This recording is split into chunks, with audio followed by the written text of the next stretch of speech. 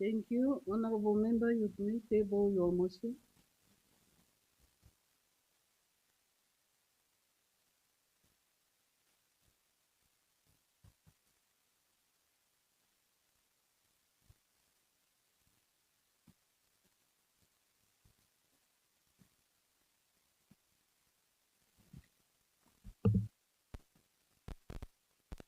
Any notices of motions?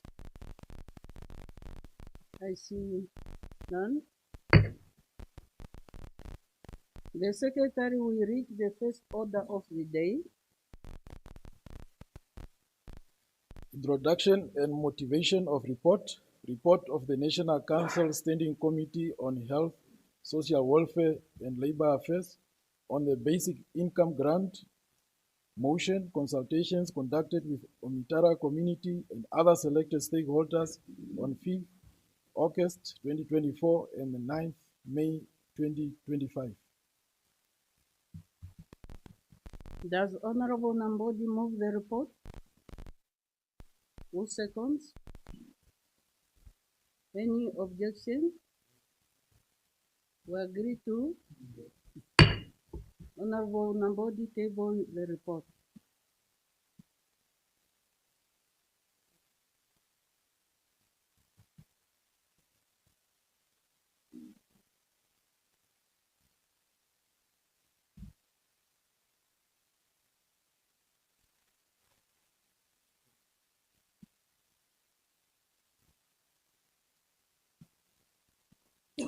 Honorable, as you reach your seat, will you proceed with the motivation of your report? Honorable Vice Chairperson, Honorable Member, I seek indulgence of the House to allow me to give this chance for my Vice Chairperson to present that report. I so thank you. Who's your vice? Honorable Emma Mteka. Thank you. Honorable Vice of the Standing Committee of Health, Honorable Mteka, you may proceed, please. Thank you very much, Honorable Vice Chairperson, honorable members. Good morning. Good morning. I rise to motivate the report of the National Council Standing Committee on Health, Social Welfare and Labor Affairs on the Basic Income Grant, better known as the BIC, motion consultation conducted with Omitara community and other selected stakeholders on the 5th of August 2024 and the 9th of May 2025. The National Council Standing Committee on Health, Social Welfare and Labor Affairs was established by Rule 152 of the National Council Standing Rules and Orders and is mandated to scrutinize and report to the Council on matters, questions falling within the ambit of officers, ministries, agencies, and public enterprises dealing with health, social welfare, gender equality, labor, and employment creation. The committee is further mandated to perform any other function as it may be referred to by the Council.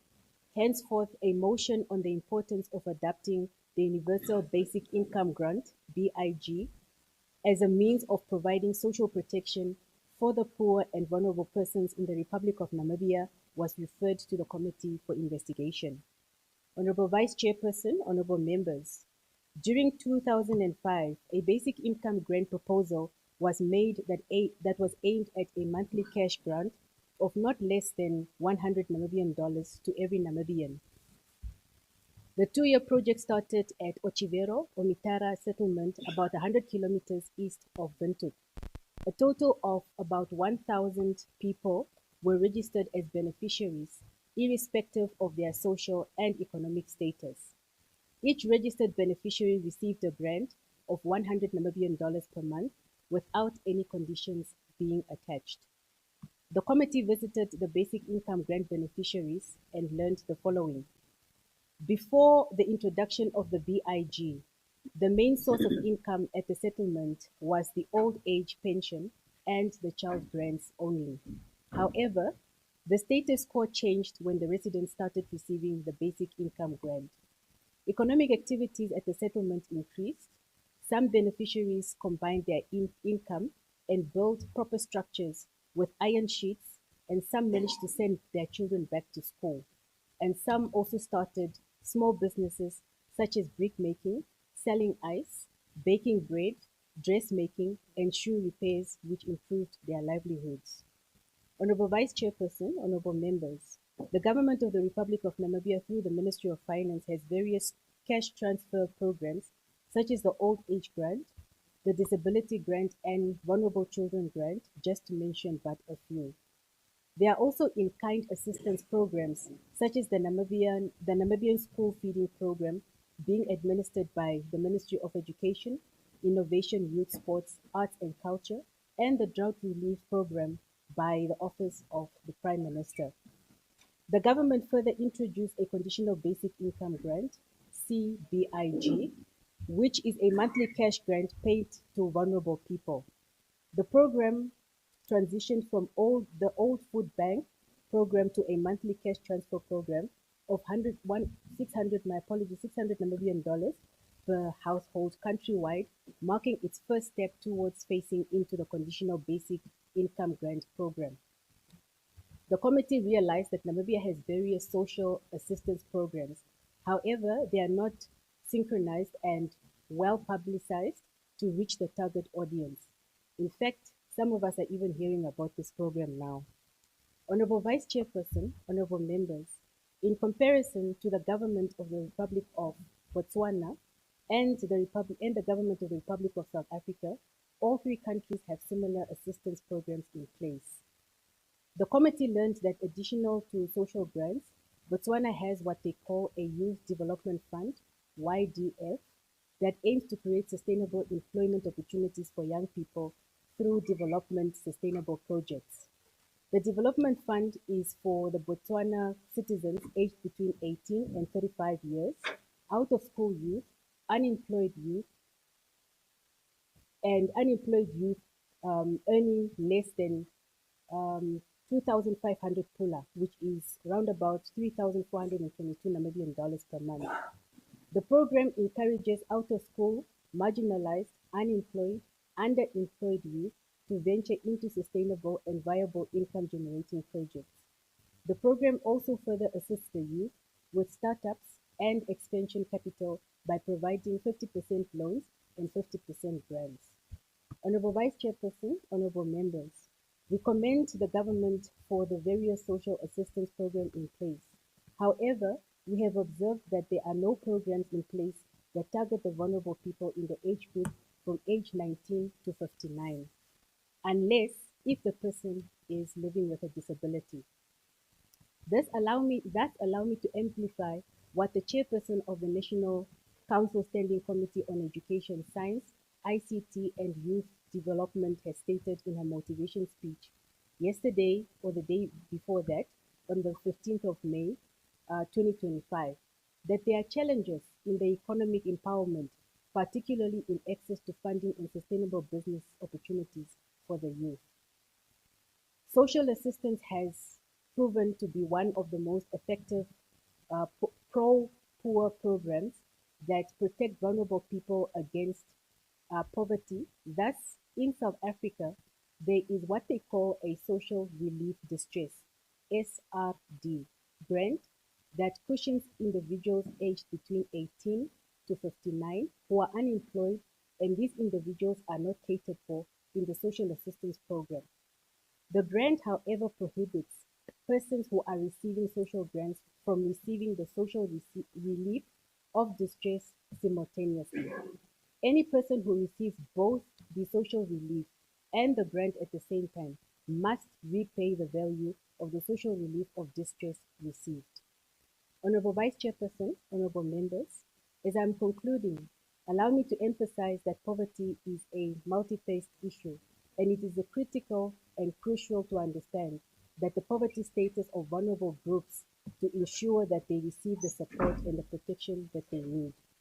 As a committee, having looked at the impact of the BIG pilot project and the lessons learned from the Republic of Botswana and the Republic of South Africa, we are of the view of the following: that the government should establish a one-stop agency to ensure effective and efficient administration, management, and payment of social grants, to explore various revenue collection initiatives to to supplement their budgetary allocations, to scrutinize all social grants to eliminate oversubscription, and to implement sustainable programs for vulnerable people in age group 18 to 59, not catered for by the current grants. Honorable Vice Chairperson, honorable members, we are all going to the polls in November. I implore the members that serve this committee to continuously monitor and follow up on this very important task until every Namibian is taken care of. Allow me to quote our President, Her Excellency Netumbo Nandi-Ndaitwah, who said, and I quote, "We are too few to be poor," end of quote. Also, allow me to quote the President of Botswana, His Excellency Duma Gideon Boko, who said, and I quote, "How can you sleep as a president when young people are unemployed? No sleep until the lives of our people change," end of quote. Having said that, I humbly request honorable members to support the report with recommendations attached to it. I thank you. Thank you, Honorable Imam Teko. Any further discussion? I see the hand of Honorable Mbangu. Thank you, Honorable Vice Chairperson and honorable members. I want to thank the committee, the National Council Standing Committee on Health, Social Welfare, Labor Affairs on the Basic for carrying out that study at Omitara. And I want to bring this under the attention of this House that I sponsored the motion to the National Council. And when I presented that motion to the National Council, I gave reasons. Why do we want the cabinet or our government to implement the basic income grant? And then this House unanimously agreed with those reasons. That's why it was referred to the committee. Expectation for the committee is to advise the government on how can we implement it. But when you look at the recommendation here, the committee is just playing with words. There is no tangible recommendations that will compel government to implement the basic income grant. I'm very much disappointed. I must be very honest and I must be very frank. The committee members are councillors, are regional councillors, who are supposed to know better, to understand better the reality on the ground, the suffering of our people on the ground. I'm just disappointed because the committee is talking about the already grant that has been issued in Botswana, South Africa, Namibia. We are aware of that. We are also aware of the fact that the Ministry of Gender Equality rolled out the conditional basic income grant in urban areas. And the committee is supposed to know better that even the rollout of the conditional basic income grant by the Ministry of Gender, the decision was ill-informed. Because when you look at the multi-dimensional poverty index, the reality of the matter today in Namibia, poverty is prevalent in rural areas compared to urban areas. Even the decision of the Ministry of Gender to roll out the conditional basic income grant in towns only was ill-informed. People in the rural areas are suffering more than even the ones that are in town. And that's a reality, and that's a fact. That's a fact. Councillors from urban areas, Okahanja, Windhoek, maybe you have a different view, but that's a fact. You can only dispute that with scientific evidence. Look at the multi-dimensional poverty index of this country. It's very clear. The poverty prevalence in rural areas is 70%, in urban areas 30%. Those are scientific evidence, statistical data. Now, my opinion was to roll out the conditional basic income grant to all citizens in town plus rural areas, not to include any sector of society. Anyone who's suffering, anyone who's unemployed, anyone who don't have an income, whether that person lives in town, whether the person lives in rural areas, they must benefit from it, as opposed to rolling out a grant that is selective. And the recommendation here, you are talking about one-stop agency. The government must propose amendment to introduce new taxes.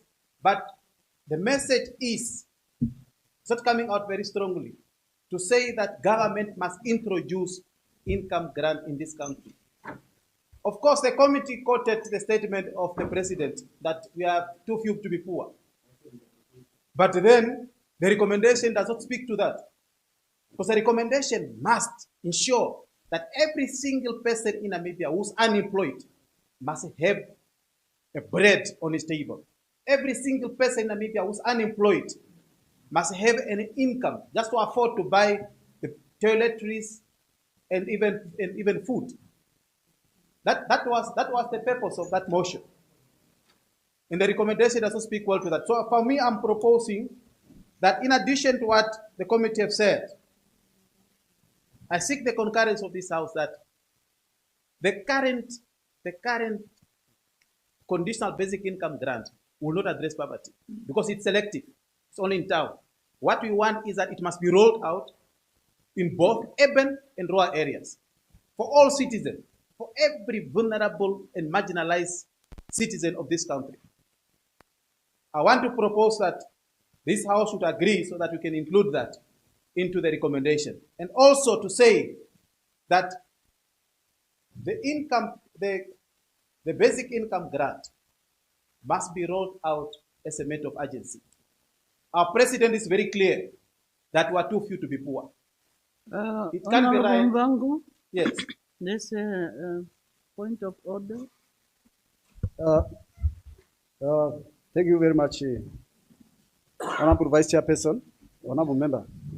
I just stand on Rule 68, Sub-Rule 6. I just want to put a question to my Honorable Member that do you know why the basic income that go to the towns, urban area, but not in the rural area?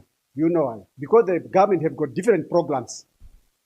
Because there are some programs that are benefiting the rural area, but they are not benefiting the urban people. Do you know why maybe it's happening like that?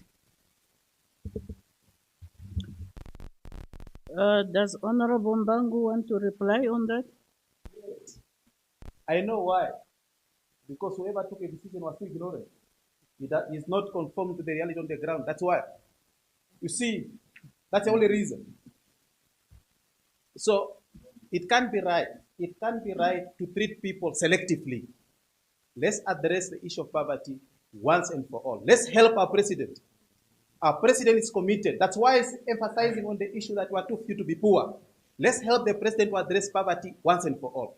Let's address poverty, whether it's in town, whether it's in rural areas. We can't rely on some of those ill-informed decisions that they took. So for me, I seek the concurrence of this House that we should then add to the recommendation that the basic income grant should not be selective, but it should be in both urban and rural areas. I so submit, and I thank you. Thank you, Honorable Mbangu. Honorable, can I see the hands which raised? Honorable Shavionja may take the floor. Thank you, Honorable Vice Chair. Good morning, Honorable Members. I seriously, humbly, would not want to use political. I don't know what is the proper word to use when it comes to issues of this nature. But I also just Googled, as my brother was trying to define when it comes to the poverty index and all the other things. But I'm in agreement because that's the data that I'm also picking up. But I'm of the view that sometimes maybe also we are too selective when it comes to supporting certain statistics, and some of them we are denying them. But my understanding is that I'm also coming from an urban constituency, which also have rural areas. Maybe it depends from areas to areas, but now, as you are saying, is multi-dimensional. It then consider other things like infrastructures, and then maybe how the others are then closer to other services and all the other things. But when we talk about the poverty that is then referring to the stomach. I will really disagree when it comes to people, because in rural areas, the umbundu culture is still there. You find people that will then help others with either mangus or whatever. My brother, I'm not lying to you. You will really be surprised how people in town appreciate just a bag of maize meal with nothing else, just a bag of maize meal as you are giving them. But what I'm saying is that, as I have said in the beginning, that Honorable Shaviyonja, you may take your seat. Honorable Mbangu, Honorable you Vice Chair, stand on the order. under Rule 68, Honorable Chair, 5, point of information. Honorable Chaviwonja, there is no such a thing such as a good poverty. There is no such a thing such as a good suffering. There's nothing like that. You are saying that the poverty in urban area is better. No, in rural area is better compared to urban area. There's nothing like that. That's what you said. Because you are saying, no, it's what you said. That the poverty in rural areas is better because it's a culture of Ubuntu there. But the poverty in urban areas, no, there's no such a thing such as a good poverty or good suffering. Yes, let must understand that concept. Secondly, what I'm saying is that I'm not saying that must only help the rural areas. I'm saying let's help every person who is poor in this country, whether he's in town, whether he's in rural areas. Every person. And that is a statement that the president continued to articulate, that we are too few to be poor. Now, why do you want to be selective?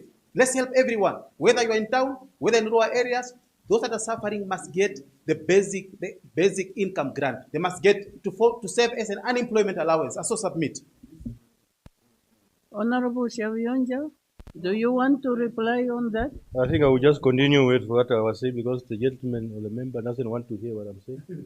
So I will just continue. I did not say that which one is better than which one. Maybe it's just common sense. You must then differentiate what I'm trying to say, that I'm referring to the suffering when it comes to what we are giving them at this stage. So that's why I even said I'm going back to my first statement, that I will not really want us to politicize a matter of this nature, because seriously, as representative of our people, all of us understand how our people are suffering when it comes to this.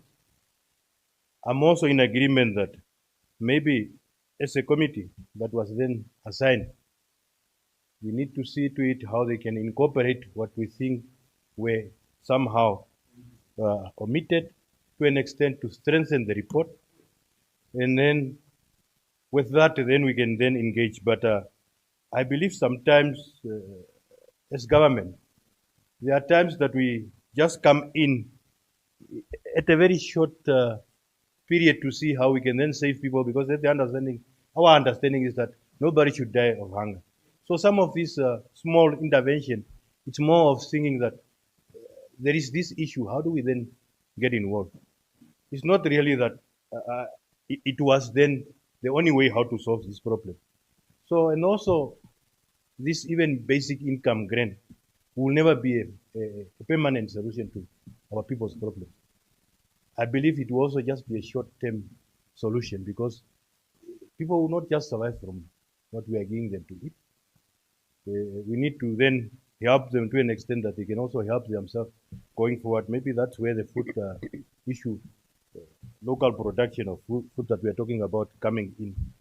But all in all, our people seriously, what we want the nation, or maybe the people responsible, is that this issue of hunger is a very serious issue. Currently, maybe as an example, in my constituency, I'm covering close to 3,000 households on drought relief programs. When you take the rural and the peri-urban one combined, but seriously, you don't even solve problems. You thought that it's a big amount when you comparing it to the amount of people that you are having there, but we need to work on a permanent solution, maybe going forward, and that will then leave it also maybe with the committee, and then the responsible ministry to see how they can work on something, a modality that will then be a permanent solution. But seriously, what I only wanted to say is that you have done your part. As much as we support what you have done, maybe let's see how we can then incorporate issues that are then coming up, and then we make it a holistic report. Thank you. Thank you. Honorable Shavionja, any further discussion on the report?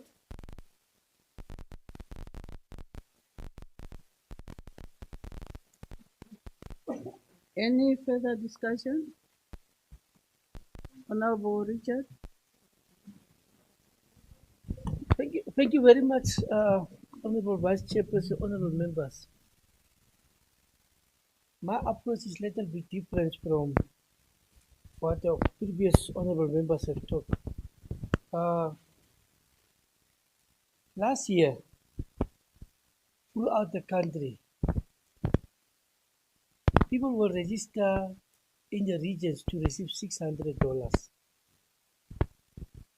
And we read in the newspapers, some of them got,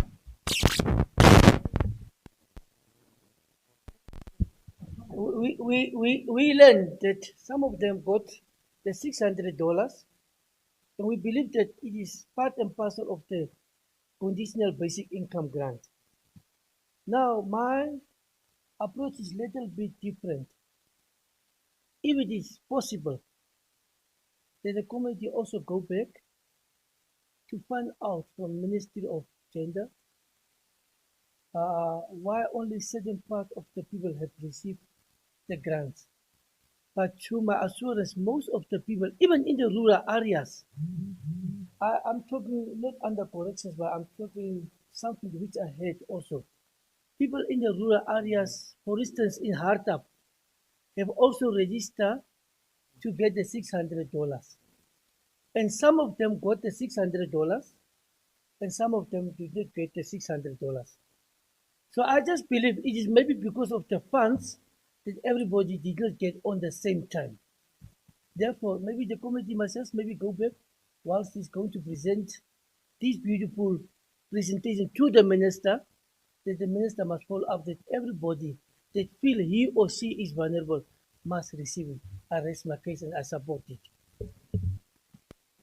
Thank you. Any further discussion? Honorable Katura?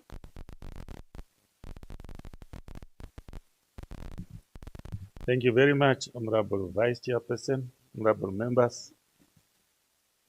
I am a bit confused. I have to be guided through this process in terms of the basic income grant. You see, I know that people have been registered for this food relief program. And currently, if you go to the regions, you find that there are still people who need to be registered. And nobody refused, nobody said that I don't need to be registered. Every homestead wanted to be registered.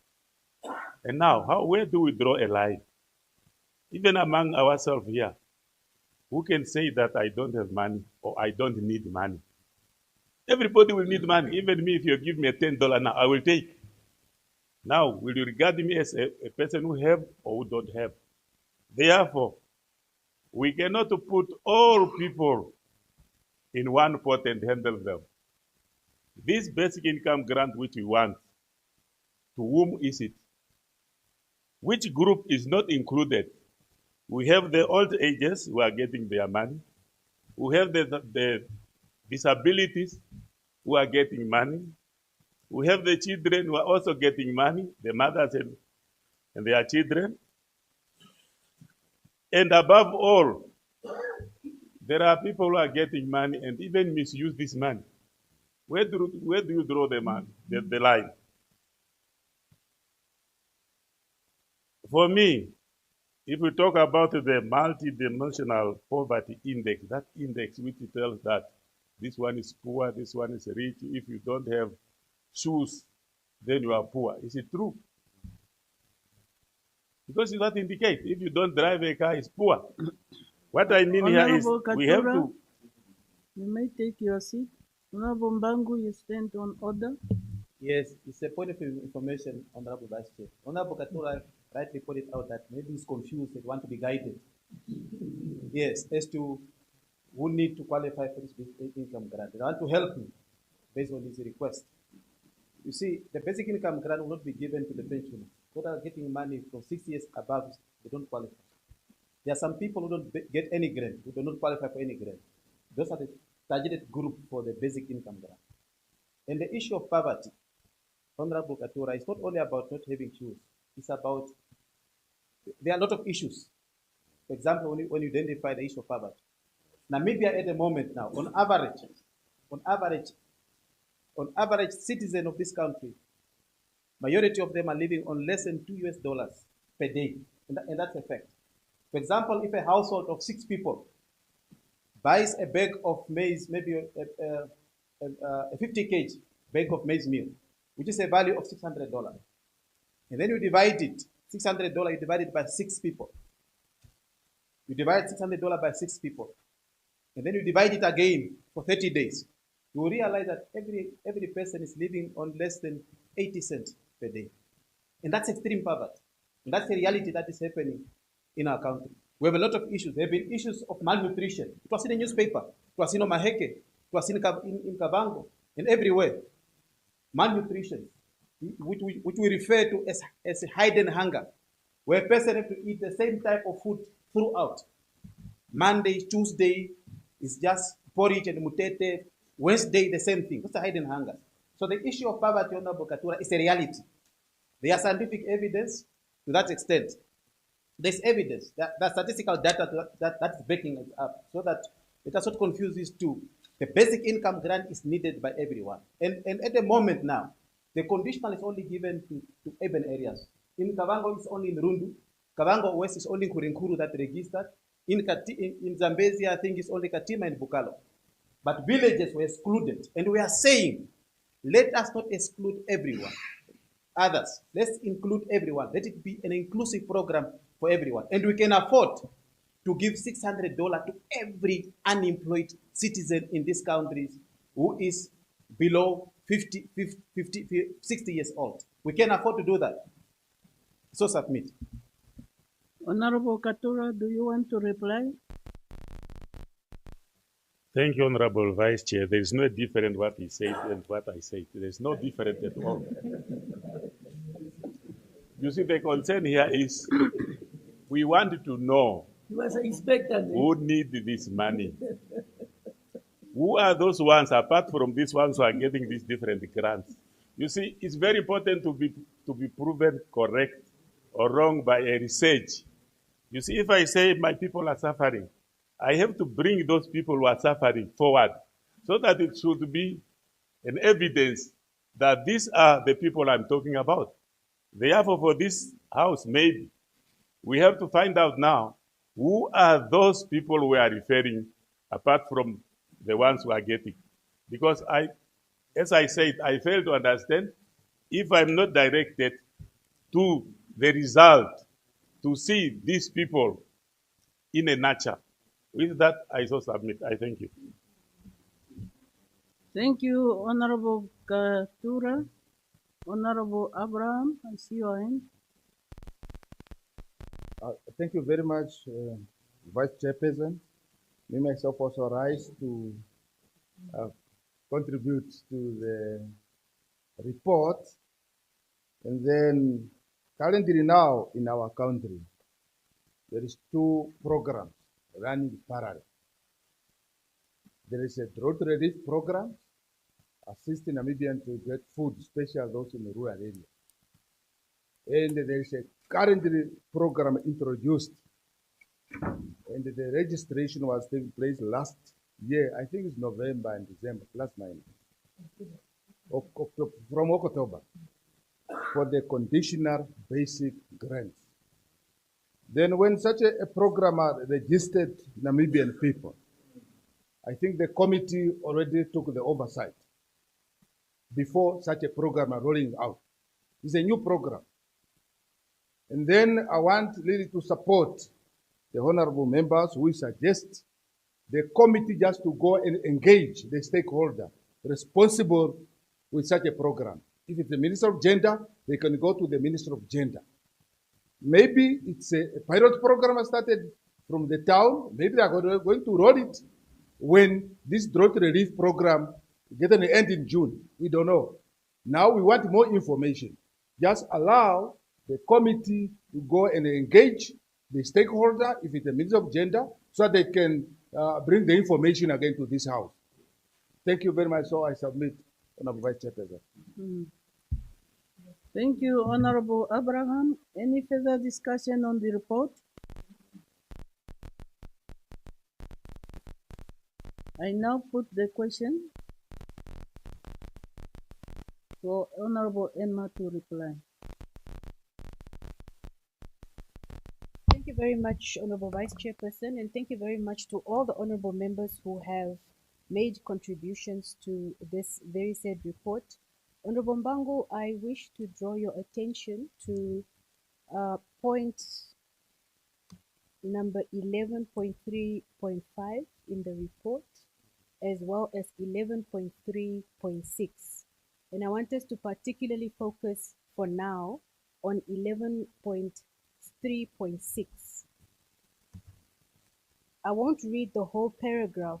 However, I want to address the issue that you have raised to indicate that it is only the urban poor that is being attended to.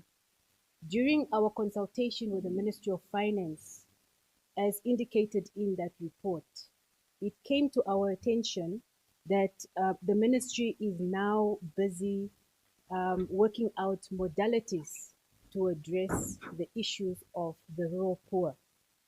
You will further go down into that statement where it indicates that the Ministry of Finance has also identified specific regions that they will be focusing on for this current financial year that commenced last month.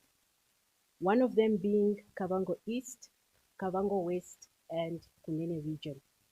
So based on your question, Honorable Mbangu, that is the information that I wanted to bring to your attention to say that the ministry has indicated that they are in the process of identifying these specific modalities to address the issue of the rural poor. I'd also like to take into consideration the other comments that have been made by the other honorable members who have indicated that perhaps we can proceed with a further consultation, particularly to the Ministry of Gender, to identify the specific program that was rolled out. Honorable Mbangu, you stand on order. Rule 68, Honorable Vice Chairperson. It's just a question. I hear what you are saying, Honorable Muteka. My concern is the recommendation. The recommendation is very important. After all those observations, then you come up with a recommendation. Why are you not putting the recommendation that the ministry must start rolling it out to Kavango East, Kavango West, and Kunene? Because the recommendation is very key. In any report, you look at the history, the rationale, the background information, then you come at the recommendation. The recommendation plays a very big role because that is what you intend to achieve. Now look at the recommendation. The recommendation does not come out strongly. And if that is your opinion, then obviously let's put it that let the ministry start rolling out that basic income grant to rural region like Kavango East, Kavango West, and Kunene, just like what you proposed. It must be in the recommendation. Let's observe just to have it just there in the other observation and engagement. After engaging people, and that's what they are saying, let it come under the recommendation. That's what I was looking for. But the recommendation can be very much strong. Thank you, Honorable Emma. You are still answering. Yes. Honorable Mbangu, Honorable Emma is still answering on all those who have questions and comments. And if it is not clear, then again, we can come up. But let's leave Honorable Muteka to finish. Then we pick up where the shortage is coming from. Can you proceed, please? Thank you very much, Honorable Vice, and thank you very much, Honorable Mbangu. And a bit sound, Honorable. Is that better? All right, thank you very much. Honorable Mbangu, thank you very much. However, I seek clarity. You are suggesting that we put this part of the recommendation to say that the ministry must start rolling it out in these various regions, particularly Kavango West, Kavango East, and the Kunene region. However, Honorable, this is why I drew your attention to that point. I want you to please read that statement, and I'll read it out for you. It indicates the following. The Ministry of Finance has identified Kavango East, Kavango West, and Kunene region as priority regions for this current financial year 2025-2026. Hence, Honorable Mbango, we felt there was no need for us to put it in the recommendations because this is something that is already in the process of beginning from the information that we've received from the Ministry of Finance. Other than that, Honorable Vice Chairperson, thank you very much to all the honorable members who have contributed to this report. I so submit. Thank you, Honorable Muteka. I hope this report is so interesting because it's addressing the plight of our citizens. That is why it is so important that all what we have recommended and all what we have just mentioned in the chamber can be put in. So, honorable members, I now put the question that the report be adopted. Any objection? Honorable Abraham. Thank you very much, Honorable Vice Chairperson. Honorable Muteka, when given a chance to respond, she has not responded to our suggestion for the committee again to engage the Minister of Gender on the new current conditional program. Yes. Honorable Abraham, I still have to engage you. Honorable Abraham, may you rise? Put your mic on. Honorable Abraham, I was on the question that the report be adopted. Are you objecting the report not to be adopted? No, I'm not objecting, Honorable Vice Chairperson. You may take your Only seat. that I was need information. You may take your seat. We are through with the information. We are on objection. Now that there is no any objection, we agree to. Thank you. That is now that the report has been adopted.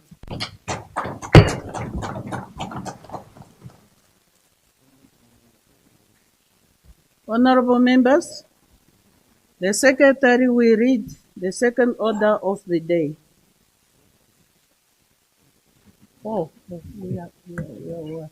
Sorry.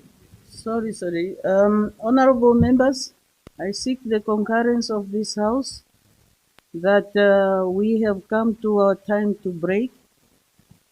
Should we break or we continue? We break. Any secondment? I'm just asking this because maybe people are not yet tired. But now we break and we come back at 15 minutes past 10 because we were a bit 15 minutes past 11.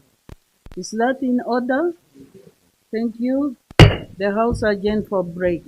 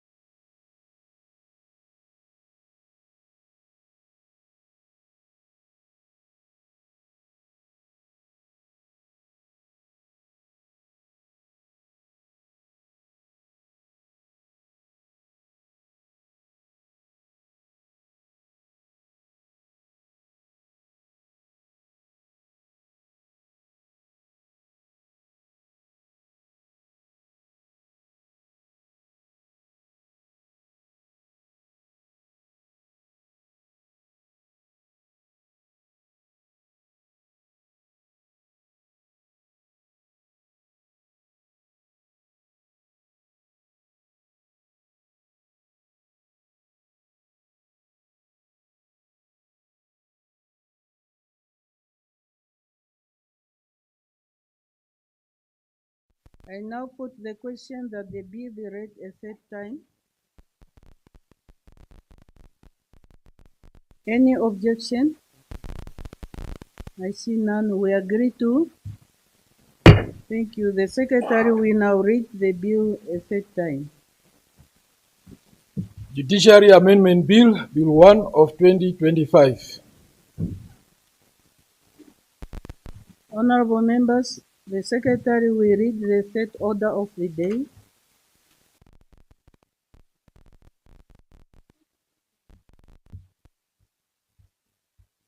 Debate on committee stage, Public Procurement Amendment Bill, Bill 3 of 2025.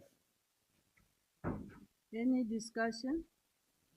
See the hand of Honorable Emma Mteka. Honorable. Thank you very much, Honorable Vice Chairperson. Honorable Vice Chairperson, in terms of Rule 122, Sub-Rule 1, I rise to seek the concurrence of this House to recommit Public Procurement Amendment Bill, Bill 3 of 2025. Furthermore, I ask the concurrence of this Council to postpone the debate to Thursday, the 22nd of May 2025 for further consultation and bring in motion on Thursday, the 22nd of May 2025 in order to recommit a part of this bill to the committee stage to make some amendments. I so move. Thank you, Honorable. We are on the third reading of the bill.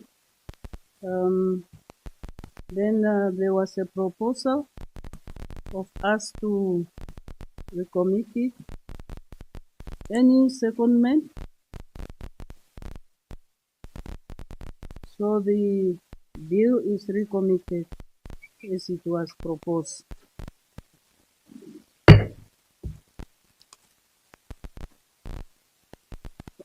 Honorable members, the Secretary will read the fourth order of the day.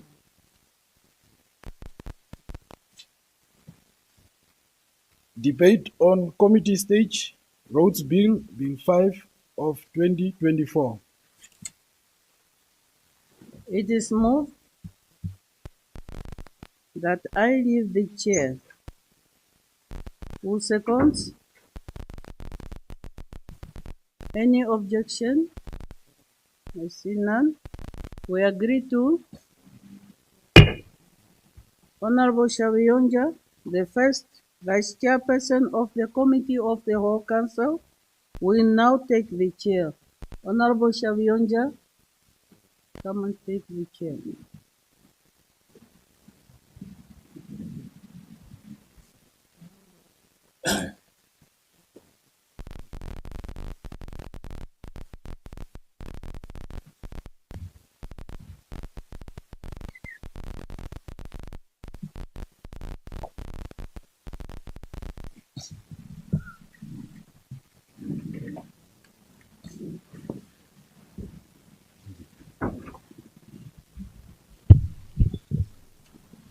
Very good afternoon. The Committee of the Whole Council is called to order. It's not already to 12. Okay, good morning. The Committee of the Whole Council has to consider Road Bill, Bill 5 of 2024. I shall now put clause 1. Any objection? Any discussion? Any objection? I see none. Agree to. I shall now put clause 2 and clause 3. Any discussion? Any objection? I see none. Agree to. I shall now put clauses 4 and to 11. Any discussion? Any objection? I see none. Agree to. I shall now put clauses 12 to 23. Any discussion? Any objection? I see none. Agree to. I shall now put clauses 24 to 29. Any discussion? Any objection?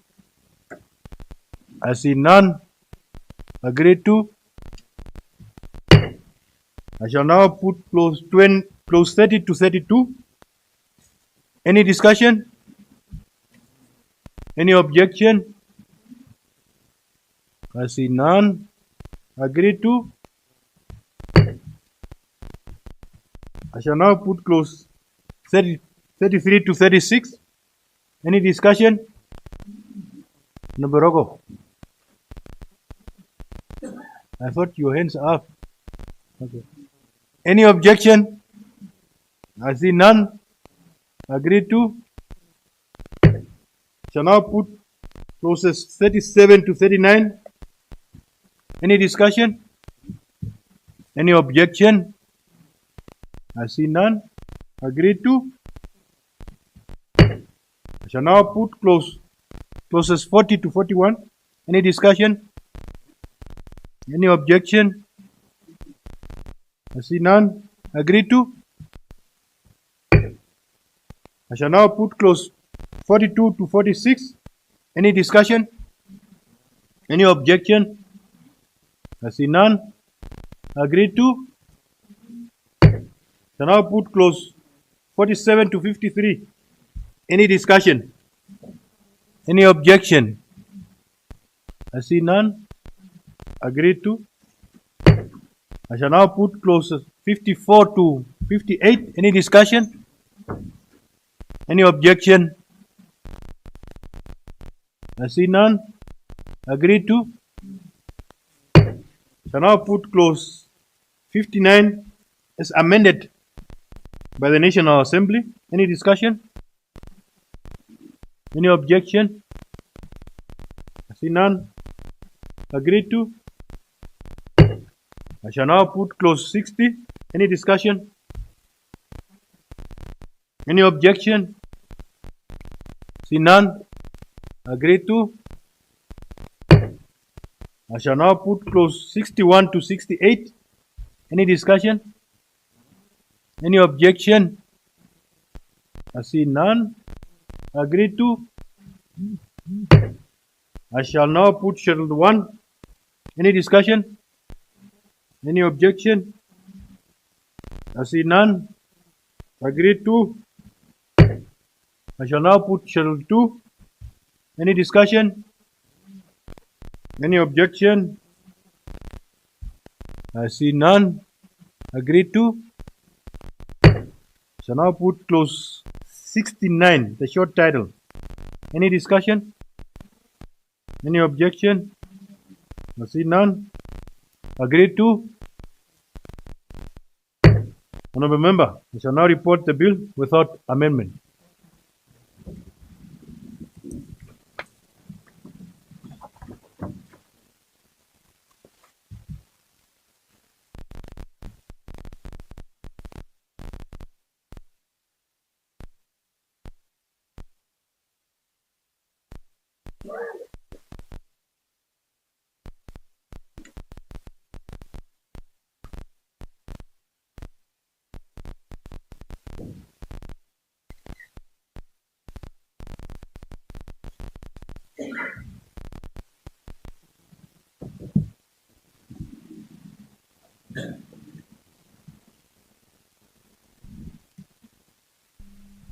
Honourable Vice Chairperson, the Committee of the Whole Council have gone through the Road Bill, Bill 5 of 2024, as set forth in the accompanying copy and agreed to it without amendment. I thank you, Honourable Vice Chair, and I ask leave to sit again. Thank you. Permission granted.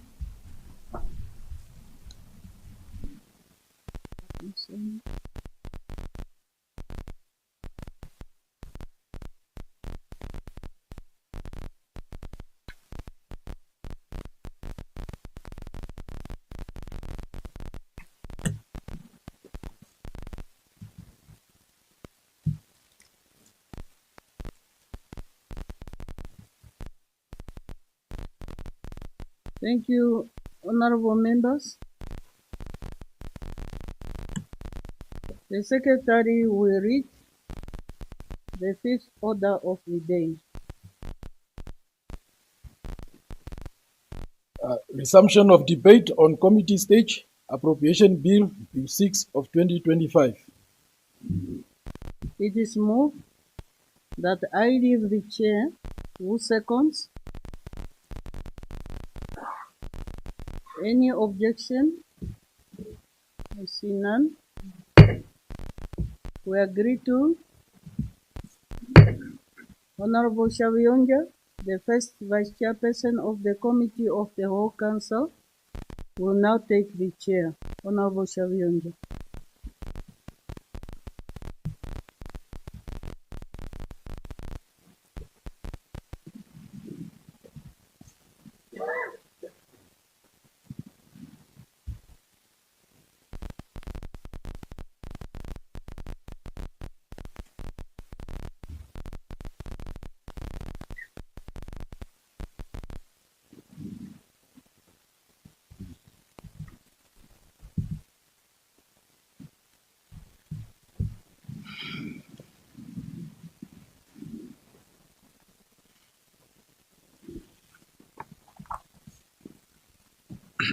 The Committee of the Whole Council is called to order. The Committee of the Whole Council have to consider Appropriation Bill 6 of 2025. I shall now put vote 29, Information and Communication Technology, with an amount of 898,455,000 Namibian dollars. Any discussion? See the hand of in that order, Honorable Bangu, Honorable Garondo. Any other hands? Honorable Richard, Anguo, and Nambondi, Lugaisi. So, honorable members, before we give the chance to the first honorable member, yesterday we agreed on 5 minutes. Are we then sticking to the 5 minutes? And also, it's not that we really want to rush, but also taking cognizance of the members that then have to travel and also be with our chairperson on the other side. But you are free to debate, because these are also equally serious matters.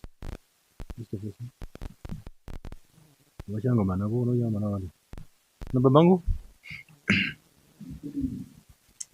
Thank you, Honorable First Vice Chairperson of the Committee of the Whole Council, and honorable members. I rise to make a contribution to vote 9, Ministry of Information Communication Technology, with a budget of 898,555,000.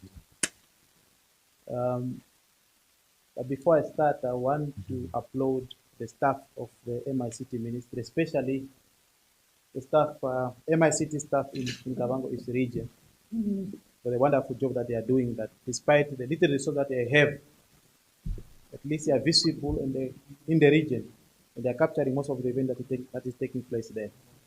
Last year, the officials trained some of the youth in Rundu in computer literacy, which is a very good thing. And we want to commend them to continue doing the good job. Honorable members, last year, the ministry received 702,532,000. And this year, the budget has been increased with 195,923,000. And I hope with this increment, the ministry will be able to address the issue of network connectivity in the regions. In 2021, CREN submitted its position paper to the Ministry of Information in line with the cabinet decision. Now, in that report, CREN pointed out that 1,400 schools do not have connectivity. And in that report, CREN also carried out a gap analysis which indicates the disparities within the network connectivity among the 14 regions. And in that report that was submitted to the ministry, CREN then pointed out, in the report indicated that the Kunene region, Kavango West region, Kavango East have the poorest network, according to the report, the CREN report of 2021. And those are scientific evidence. But in the budget of the minister, there is no mention about how the resources will be allocated to ICT infrastructures in addressing what was raised in that report. Because if Cabinet took a decision, and then CREN went in the region, carried out a study, and the study presented indicates that those three regions, Kunene, Kavango West, and Kavango East, have the poorest network connectivity. We want to see the ministry coming out very strongly on how to address that. Because we can't continue raising the same issue year in, year out. Nothing is happening. So once a report has been presented, let's address it. We must start somewhere. Honorable members, in this rapidly evolving digital era, connectivity is no longer a luxury. It is a fundamental requirement for economic growth, for social development, and for national security. However, we face significant challenges in ensuring that every corner of our nation has access to reliable and higher quality communication service. Now, as we strive to build a more connected society, it is essential that we take bold steps towards adopting innovative technologies that can bridge the digital divide. In my opinion, the Ministry of MICT, together with CREN and other stakeholders, should then try to invest in satellite communication because it offers a unique solution, especially for the remote and undeserved areas where traditional network infrastructure is lacking. And by integrating satellite technology into our communication framework, we can extend our reach to those who are currently excluded from the digital landscape. As I pointed out, based on the report of CREN, until today, many villages in Kavango West, Kavango East, and Kunene region are still grappling with the limited access to network connectivity. In some regions, some villages, there's no access at all, not even limited, no access at all. Once you are there, you can't be able to use your phone. And I urge the ministry to prioritize expansion of network into these areas to bridge the digital divide and foster inclusive development and ensure that no community is left behind in our nation's progress, in line with the CREN recommendation. Honorable members, let me use the quote by Henry Kissinger, that if you don't know where you are going, every road you take will go nowhere. Time, my brother. Oh. Okay, and now lastly, just a few seconds. Now lastly, ministry must intervene. The prices, to be honest, the service provided by MTC is becoming too expensive. And I'm quite sure that many of you will agree with me. A recharge does not even last long. And think about the unemployed people. And for me, in my opinion, the ministry need to come in maybe so that they can be able to scrutinize the service of MTC, and also, where possible, maybe to put a maximum cap. Because you can't just continue increasing We have heard the you. prices year in and year out. Thank you, honorable member. Thank you. In the interest of time, thank you very much. Thank you very I much. wish I could. Honorable Garondo. Yeah. Thank you very much, Honorable First Vice Chairperson, honorable members. I also would like to share some few remarks on ITC. In fact, sharing of information with communication devices such as computers, cell phones, radio, and others has become a challenge in certain parts of our country. With reference to the region where I come from, Kavango West, I think it is even worse, to mention the least. Some officials within our offices have to seek access to internet because the offices where they are in could not catch sometimes internet. Some have still to climb trees in order for them to ministry and its stakeholders, such as telecom and powercom, to expand towers and network coverage. But I think the pace is still slow, and people really cannot communicate properly in most of our areas. And again, I think there were also few strides made to erect some towers. But the problem is that some towers that were built last year were not yet officially commissioned. My appeal there is that at least once a tower has been erected, let it not take more than 3 months before it is commissioned, so since people need its services. There was an idea in 2017 of 081 for everyone that was aimed at that the whole population of Namibia should have 100% coverage. But that idea died, so we do not know what really happened that the idea died. My appeal is that the Honourable Minister should reconsider the idea so that the whole country could be connected within a space of a short time to facilitate communication and information sharing between our Namibian population and even the ones beyond. Having said that, Honourable First Vice Chairperson of the members, I so submit and support the vote. Thank you. Thank you, Honorable Garona. Honorable Anguo.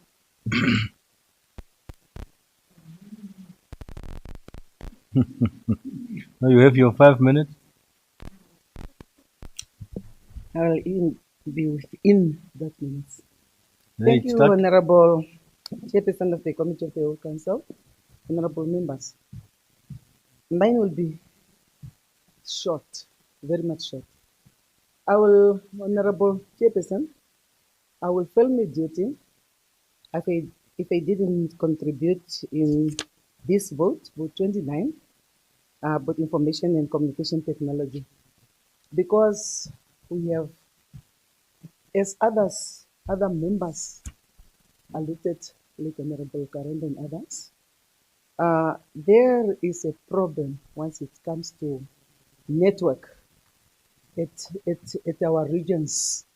Even last week, I held meetings with community members, almost 3 of them. Everybody was just complaining about the network.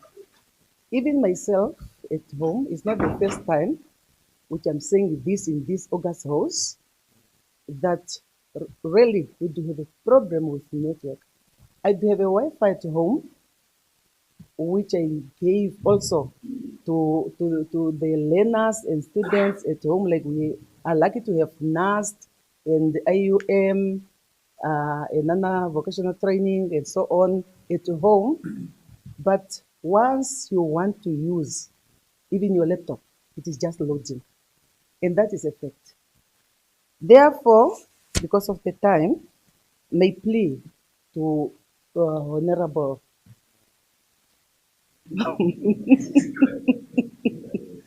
the young one, Honorable Emma, my comrade and my daughter, is may please that all regions should be access to network, meaning the network towers should be expanded, please, to all regions. In short, Honorable Chairperson, I so submit and support the vote. I thank you. Thank you. Honorable Richard. Thank you very much, Chairperson of the Committee of the Whole Council.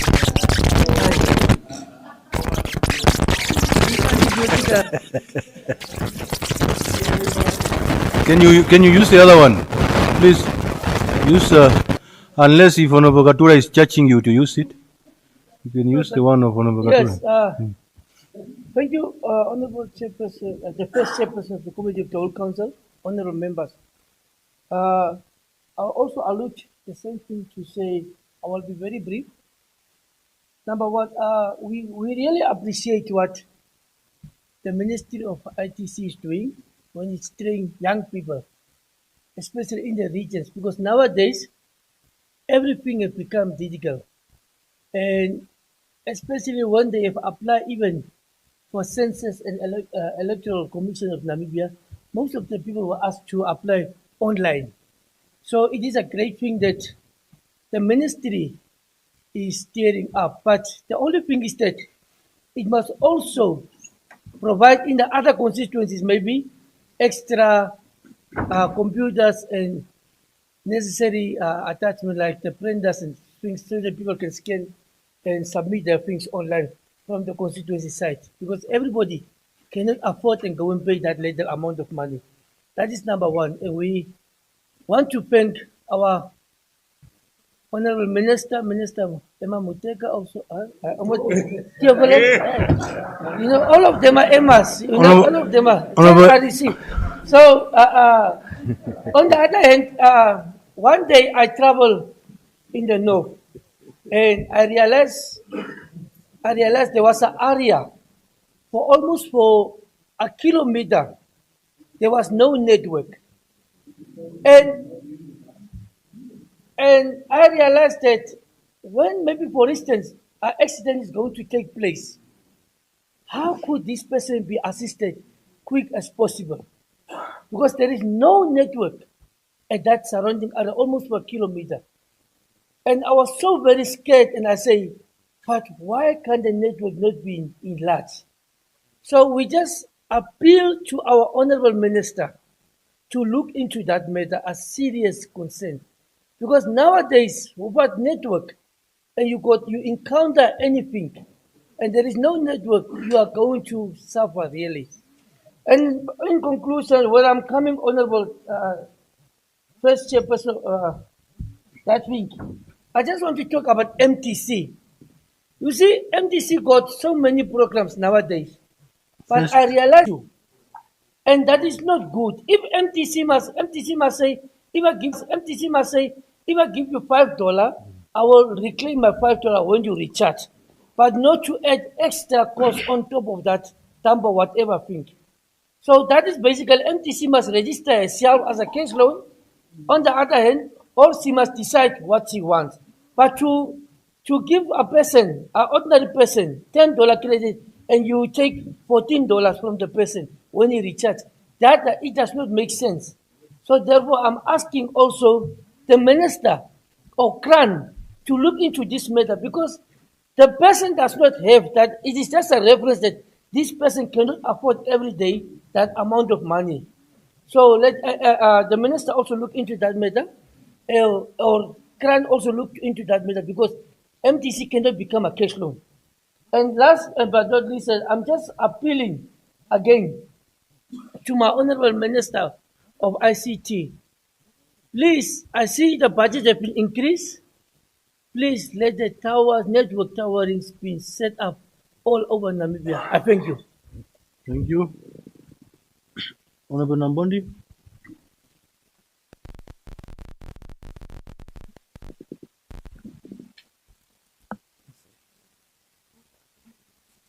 Thank you very much, the first vice chairperson of the first vice of the committee of the first vice of the committee of the whole house.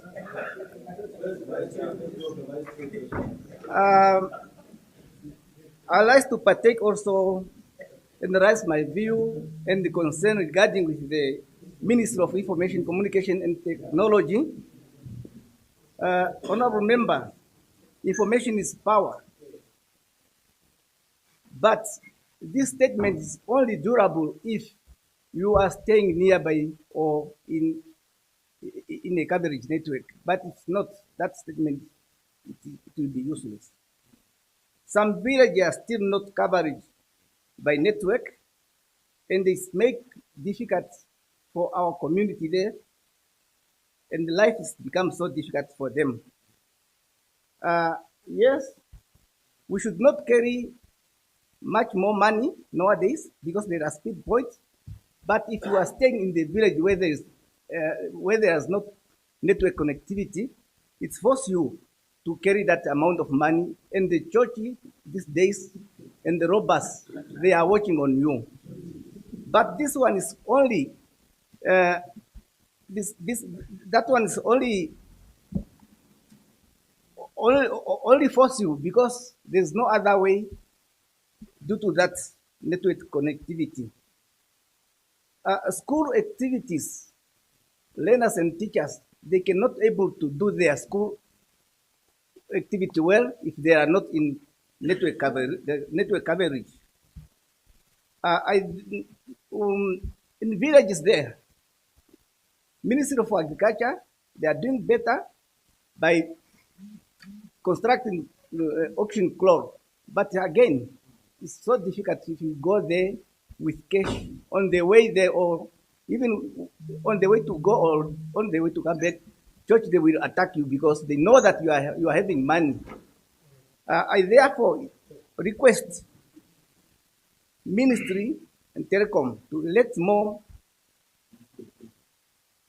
Ministry and Telecom to elect more towers so that we can cage that problem of net or that problem of church and so on.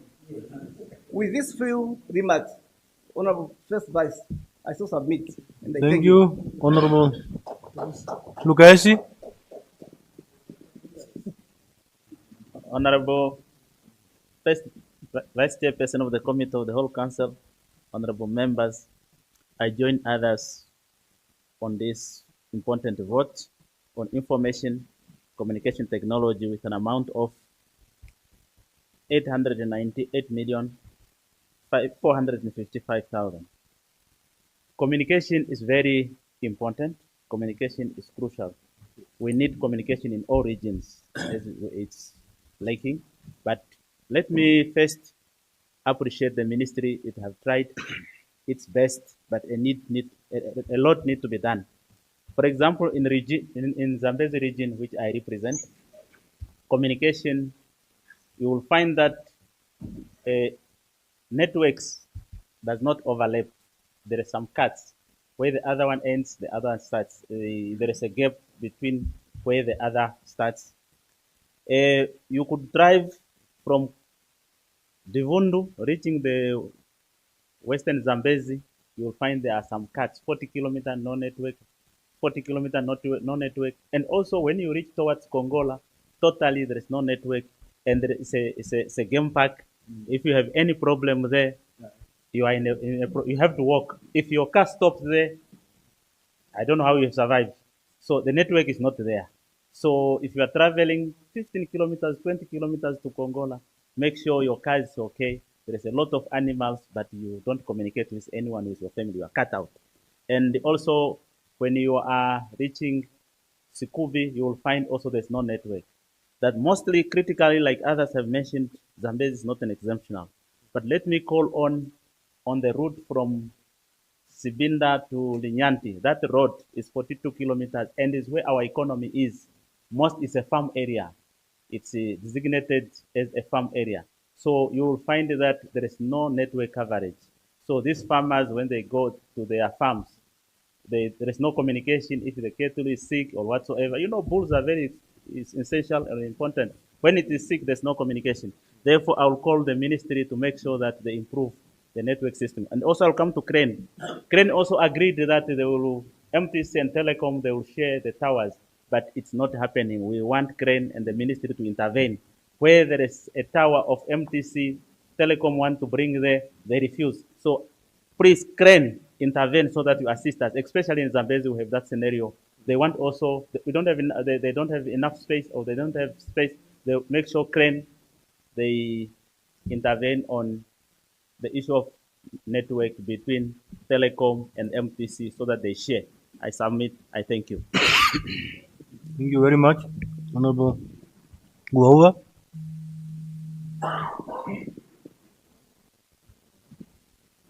Thank you, Vice Chairperson of the Committee of the Whole Council, the first Vice Chairperson. I join others to contribute to this important vote, and I think that the issue of network is nationwide. It's just not in certain regions like Kavango West and East. It's all over. And I call upon the ministry to see to it that all regions are covered. Honorable First Vice Chairperson, there is an issue of MTC, whereby when they are connecting these new towers, and they are always mentioning of say that they increase it to 5 gigabytes or whatever that they are increasing to. So which means the other ones is always being disadvantages where the network is now a problem in the regions. And the MTC have to look into that. And the most important things, I know that the Honorable Member will even support me here. The staff members of MTC, especially those that are working in the field, when they are operating with their phones, wherever they are, their phones are on their own network. And I call upon the Minister of MICT to look into that so that each of every honorable member, because we are regional councillors in the constituencies, and most of the time they are in the remote areas. And might be even the president will even wants to call you to talk to you, but your network is not there. And I call upon the minister to look into that in order for the MTC even to give all the honorable regional councillors those devices so that we can operate with it. Because even you might even think that the people in the constituency are looking for you. There's a problem that you need to attend to, but there is no network. But if you happen to be in power with that device, there will not be excuse of not attending to your job or even to answer the call of the president when he's looking for you.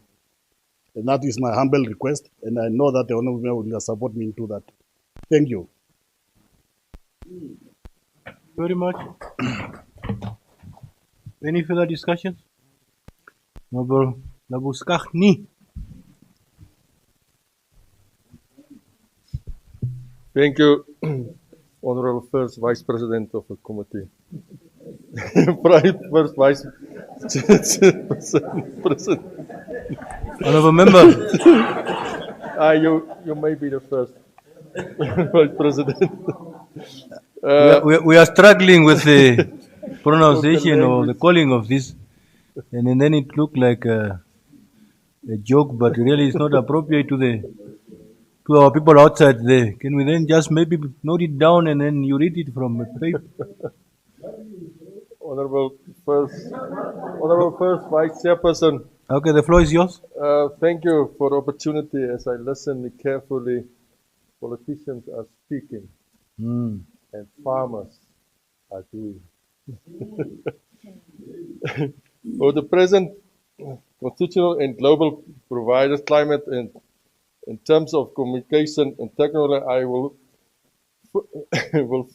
fail in my duty if I do not express my sincere opinion of which I am calling of the support and responsible and politically matter responsible of our votes. We are aware of MTC at present do not cover all corners of our country.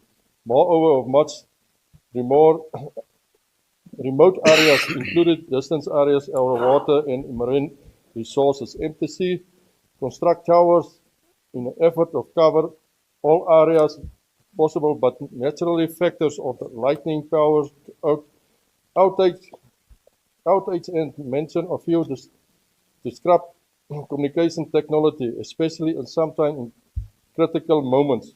When a aforesaid happens, we are cut off from the communication of which affect a lot of aspects, business and interrupted in emergency services delivered in directive e-service delivery is hindered, as I said, in the functioning of economical opportunity coming to a standstill.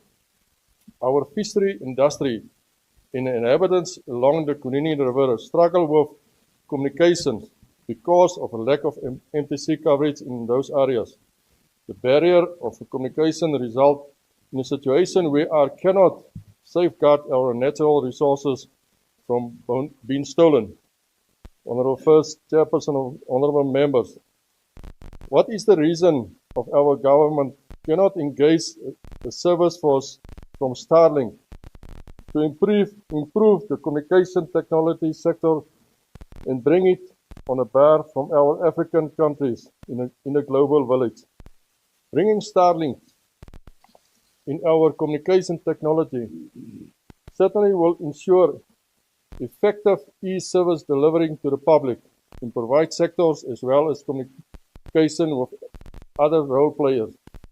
Starlinks require less or non-human labor and explore of natural factors. In this, any reason why the government cannot bring Starlink into Namibia? Not long ago, our former president Bumba invited Mr. Elon Musk, the CEO of Starlink, to consider opening an office in Namibia. His Excellency Cyril Ramaphosa of the neighboring South Africa, which is a central economic power, invested Mr. Starlink to open an office in South Africa. Nearly 20 African countries are using Starlink already. Now it seems more are likely to follow. Therefore, I'm strongly calling to support the following lawmakers representing our constituency to support me to call on this government to bring Starlink to Namibia. What is the special about MTC? What harm will Starlink bring to MTC other than improve the communication technology in line with this global trend? So I thank you. Any further discussion? Any objection? Honorable? Okay. I see none. Agreed to? I shall now put vote 36, gender equality and child welfare, with an amount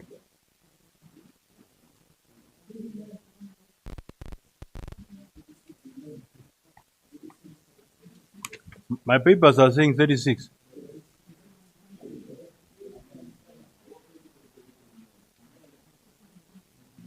Let me repeat myself. I shall now put vote 36, gender equality and child welfare, with an amount of 473,597,000 Namibian dollars. Any discussion? Honorable Gunaihe, Honorable Lugaisi. Gunaihe first. Just in that line. Thank you very much, Honorable First Chairperson of the whole Council. I want to contribute briefly to the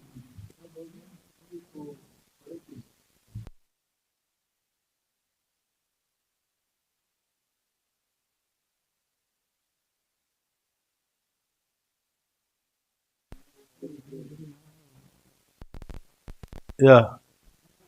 39 is not for today. So, Honorable Gunaihe, you can continue. Yeah, thank you very much,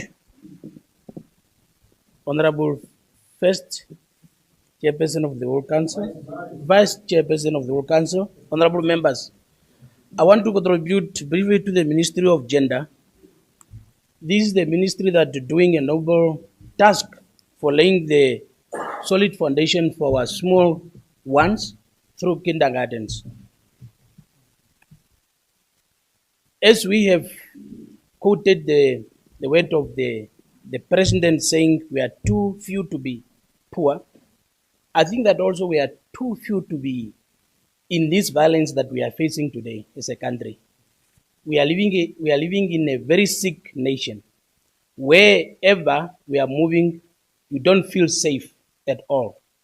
In the Ministry of Gender, they have a very much task to sensitize the community on base violence that is really roaming on high level in our country. And that one cannot be left on the ministry on its own.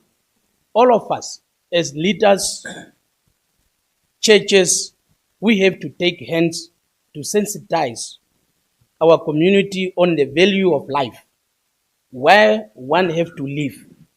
Because today, we had many crucial happening in Okahanja. May the souls of those innocent life rest in peace. Our kids are not safe anywhere. I was reading on one newspaper here, one of the teacher in Windhoek, one of the teacher was, what is the word? That is the word. The kids, those kids that we gave them under their care. Now they are the one doing these uncalled for activities to our children. And this is the hard time that as parents we have to take responsibilities. If you move around, sometimes you let your children go and play, but you don't know with whom these kids are playing. How far are they playing from home? For you, you are only happy when you see them return home at the sunset. But you don't know what really happened during the day. At home, we don't have even time to talk to our children. We give them phones and we let them watch TV till late. We don't have that cultural values that we have inherited from our parents, sitting around the fire and tell us those stories. Today we don't have them. And there is one thing that also I want to encourage Ministry of Gender.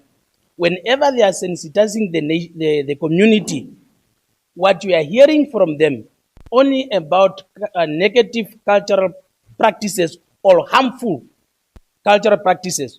I never heard them also encouraging the good cultural practices that we can build on as a nation. Most of the time, those harmful cultural practices and children right. As I'm standing here, I don't believe in the right of the child. I believe only in the parental guidance of the child.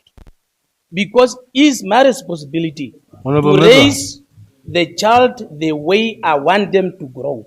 Not other way around. Okay. Because I grew up.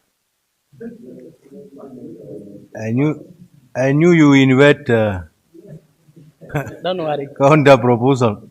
Honorable Bangu, you are standing on.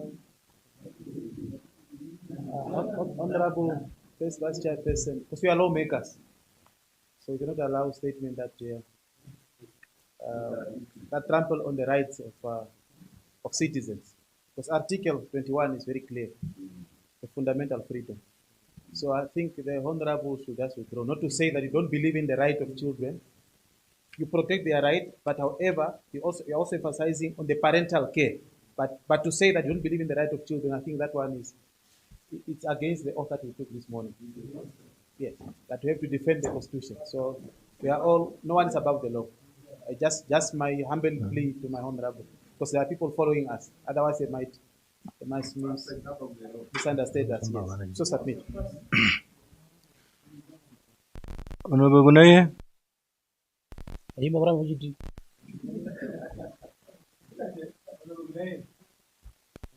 Additional 2 minutes because I also interrupted you somewhere. But then there was a request from the honorable member. Since you have taken an oath,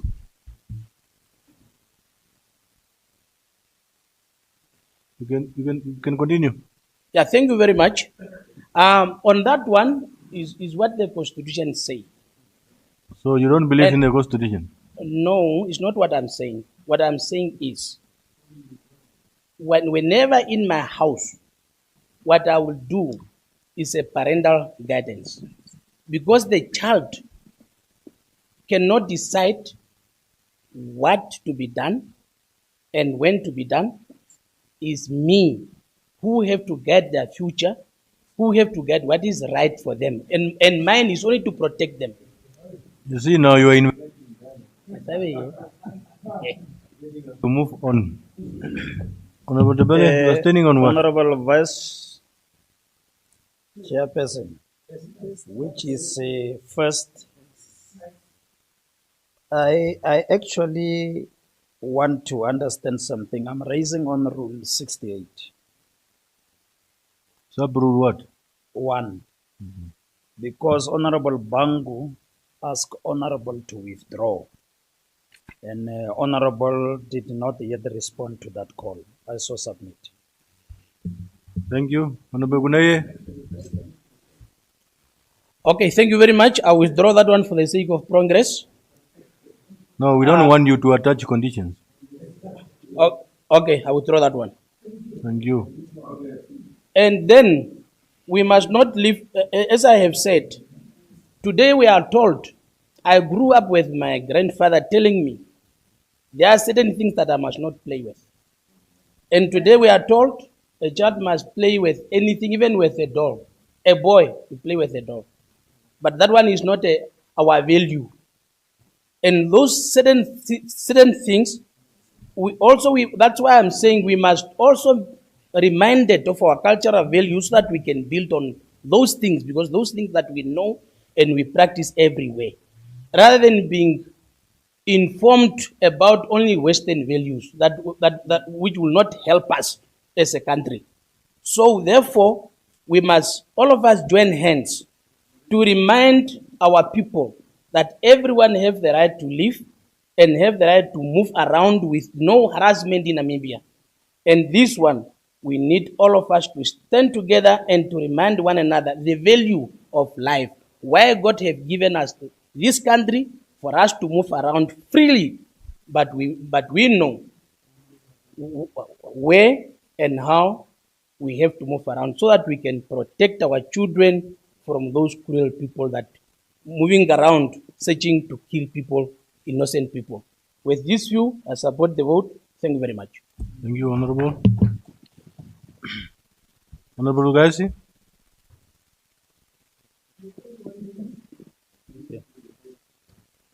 Thank you, Honorable First Chairperson of the Committee of the Whole Council, Honorable members.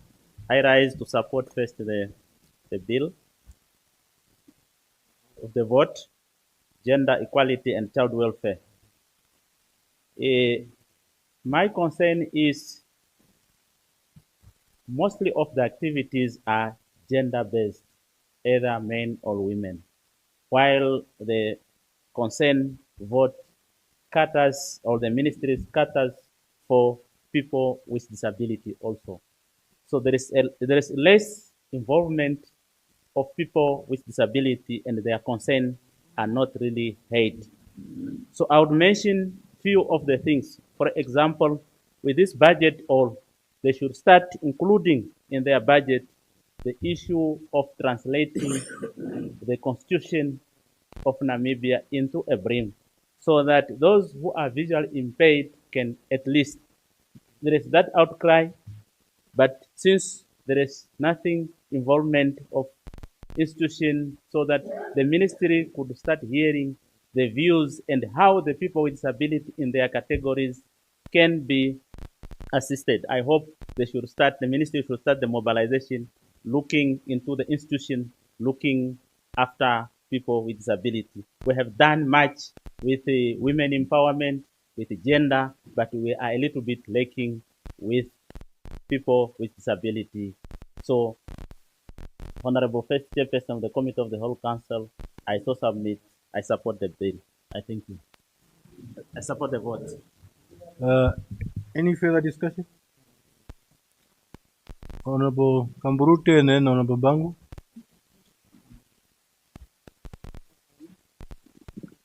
Thank you, Honorable First Vice Chairperson of the Committee of the Whole Council, for the opportunity to make a small contribution to Vote 36, dealing with gender. You see, as much as we would like to justify many things being cultural, that as one of my previous speakers alluded to, in his house, what we need to understand is our households form part of a society, and for our societies, there are certain guidelines entrenched within our constitution. And when it comes to children, I as a father would also not allow my child to dictate in my house, but I cannot deny my child the right to go into deliberations with me on issues. I will not deny my children the right. I even told them at school, if you know, if you know the teacher is wrong, you tell the teacher that he or she is wrong. But when the teacher continues, then you as the child, you keep quiet. That's why at school, I gave the principals and the teachers the right to give my children corporal punishment, to hit them with the cane. I gave them the right because I do that at home. And you know, the discipline in my house, I would not exchange for anything. Because God helped me to raise some of the most disciplined children I can think of. And they would kneel. And I would allow them to deliberate with me and discuss with me and to raise their differences. What is the result of that? I have raised children that can face the world, critically analyze, and make proper decisions. But we should be very careful not to go around and say, in my house, I will not do that. If we look into Article 15 of our Constitution, it's very, very clear. It deals specifically with children's rights. And it goes like this. I'll read Article 15, sub-article 1.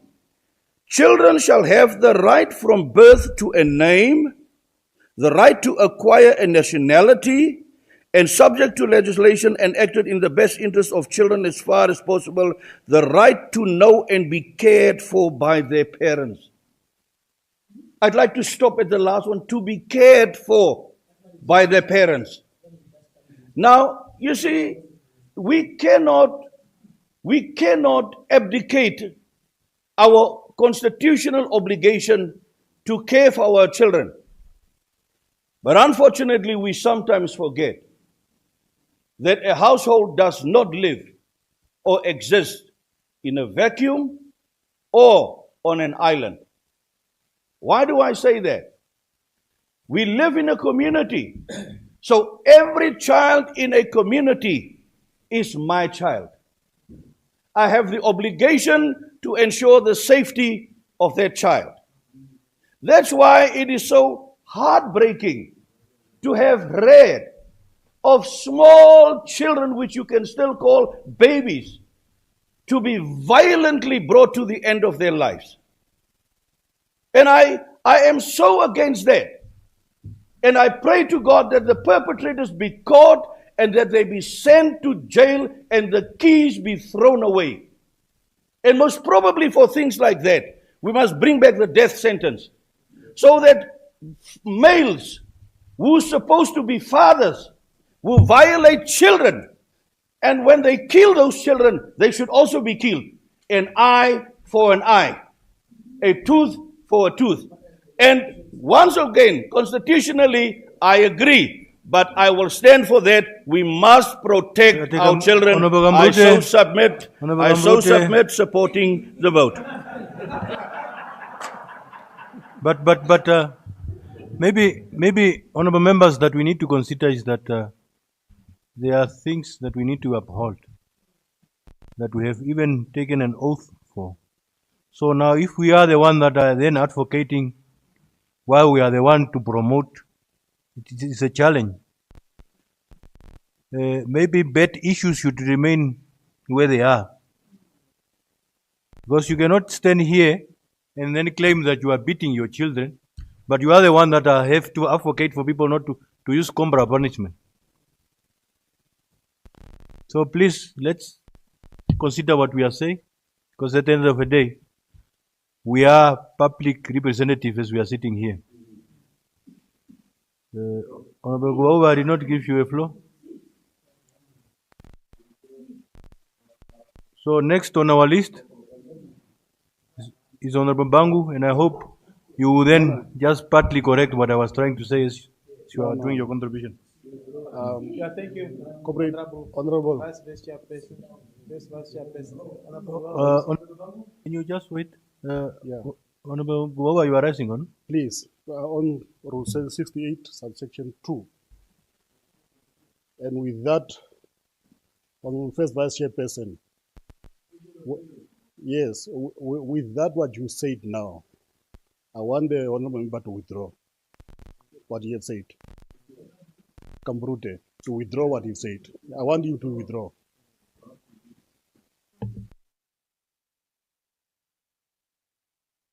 Honorable First Vice Chairperson, I just don't know what the Honorable is referring to. What is it that he wants me to withdraw? Yeah, can you direct us, Honorable Guava? Honorable First Vice Chairperson, I want the member to withdraw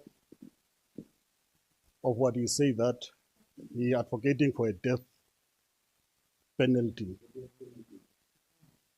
while he's the one who's upholding the Constitution. We took oath here. I think that's what I was now saying in summary, that there are certain things that we cannot say, that we also know ourselves that they are not permissible. So maybe, I don't know whether is it because of emotions that we then also carrying when we are deliberating. But as I have said, we need to uphold the Constitution of this Republic, and we are ambassadors to do that. So please, my honorable members, and I think I have stated it, and I even said that as we are deliberating, let us not bring things that we know they are unconstitutional. So maybe just for Honorable Guava, are you not satisfied with what I have said?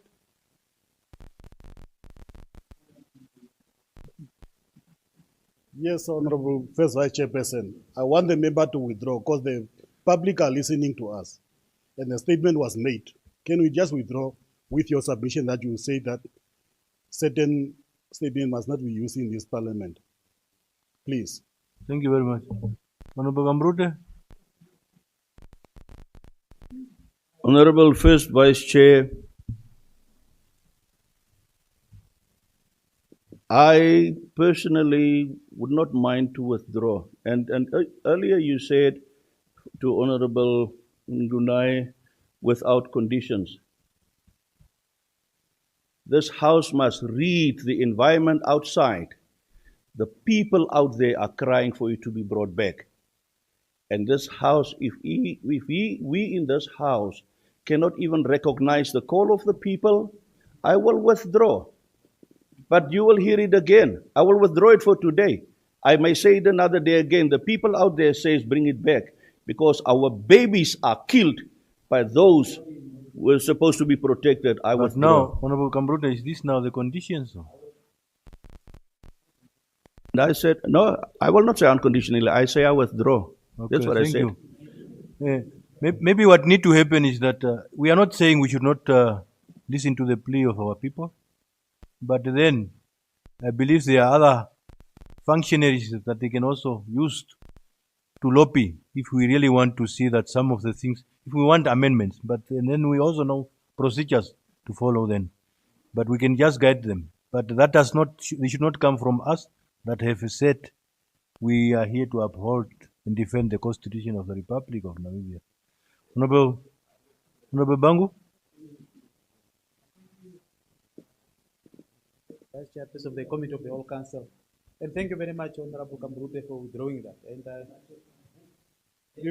before I make my contribution to vote 36, I think the oath, yes, I think the oath that we are taking here every day, I mean, we should not take it for granted.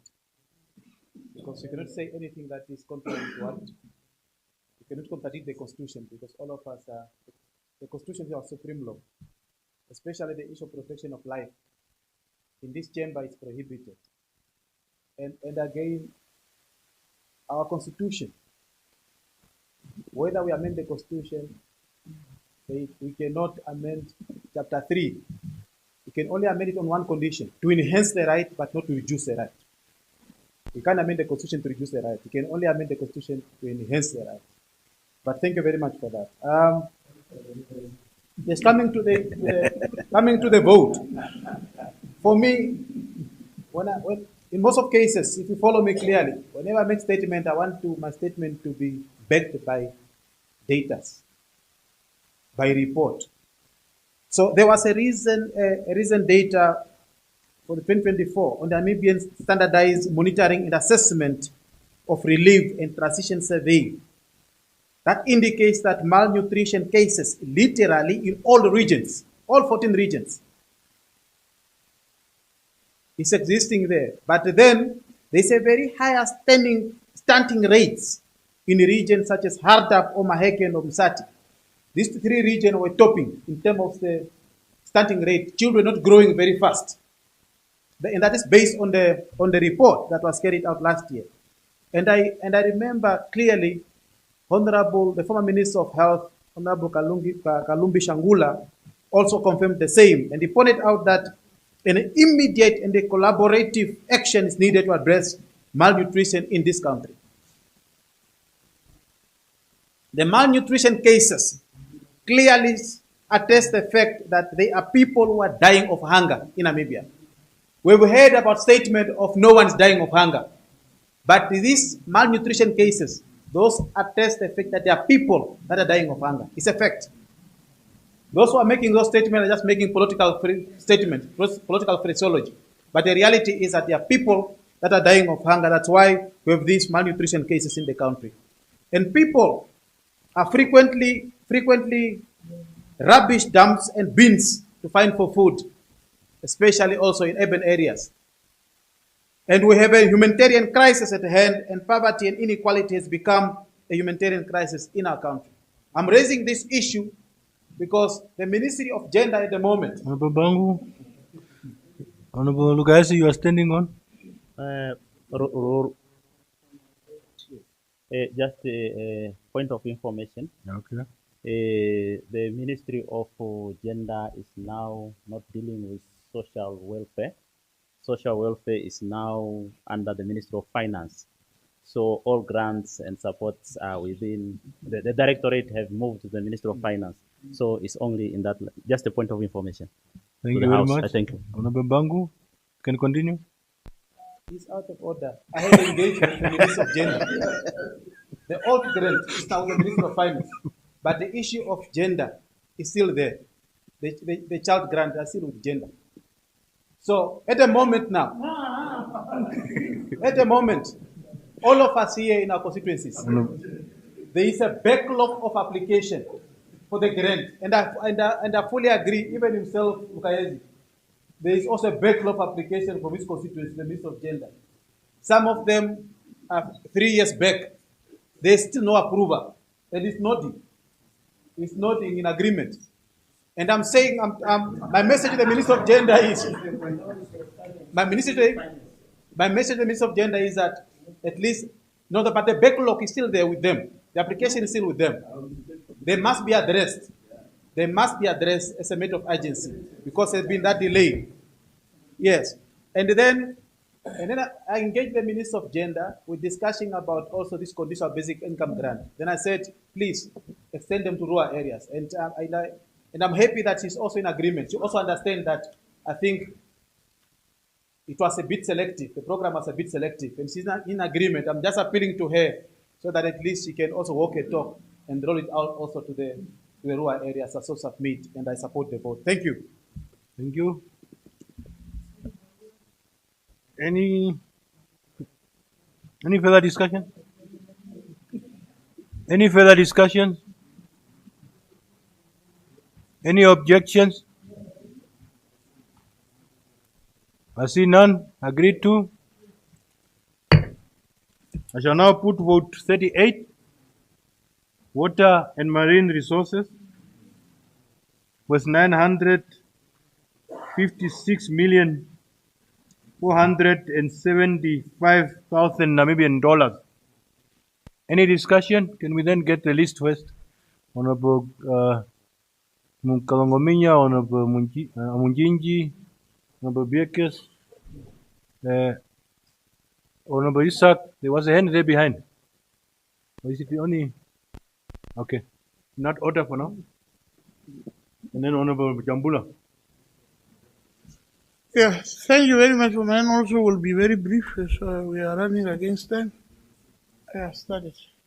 I just wanted to say the two items here, or the two, what is it? Water and marine resources. To me, water is very essential. And then the way we are dealing with water matters in the Ministry of Agriculture and all the other names is really not pleasing. We have to, I'm just urging the minister to fast track the water provision as a very essential commodity. Making sure, really, yes, I don't want to talk too long because, mind you, you find a borehole in Rietfontein, the constituency, where water is really scarce. And you get maybe 8 cubic in Rietfontein there in that constituency. But before it is not really well monitored, it so happened that that borehole is not well cased. And after a year, that whole borehole collapsed. After spending 500,000. No casings were put in, no whatever was there, and that borehole collapsed. And those communities are now suffering. For you to find water in certain areas of Namibia is just by luck. And if you find that water, if there is no proper monitoring and everything in place, you might spend money for nothing at the end of the day. So I think our ministries should prioritize water, the provision of water, and make sure whatever they are doing when it comes to water, at the end of the day, there should be a report following it from A to Z so that we can know what is happening there. Because we cannot make water a financial, something that we want to gain. That is a very essential commodity. Really, really, that is just my request. Honorable First Vice Chairperson of the Committee of the Whole House. And the other one on the marine resources is contribution to the GDP of this country is not felt. We wanted to know that that industry, that sector, should really optimally and maximally contribute to the GDP of this country. What is going on there should really be explained to the Namibian why fishing rights and fishing quotas and whatever belongs to individuals. And what is it that these individuals are bringing into the state coffer and to the Namibian economy. So that we can, at the end, for me, for the fishing sector to bring sanitary pets and all these things, that is the contribution that is contributing to this economy, to me, is not acceptable. I want the contribution from the fishing sector to be noted because the fishing sector can make a very huge difference within its contribution to the GDP. But currently now, it is not realized. And I thank you for giving me that opportunity. I reserve those 5 minutes for next week. Thank you.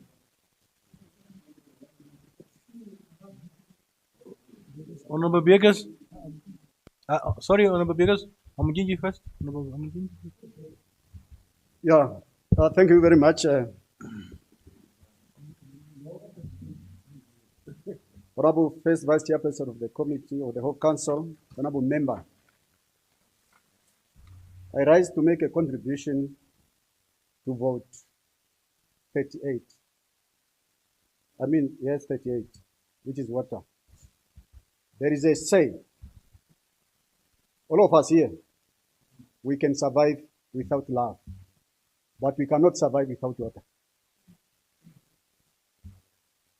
First and foremost, I want to thank the Minister of Agriculture for assisting Oshana Regional Council to excavate 11 FDM year back 2024.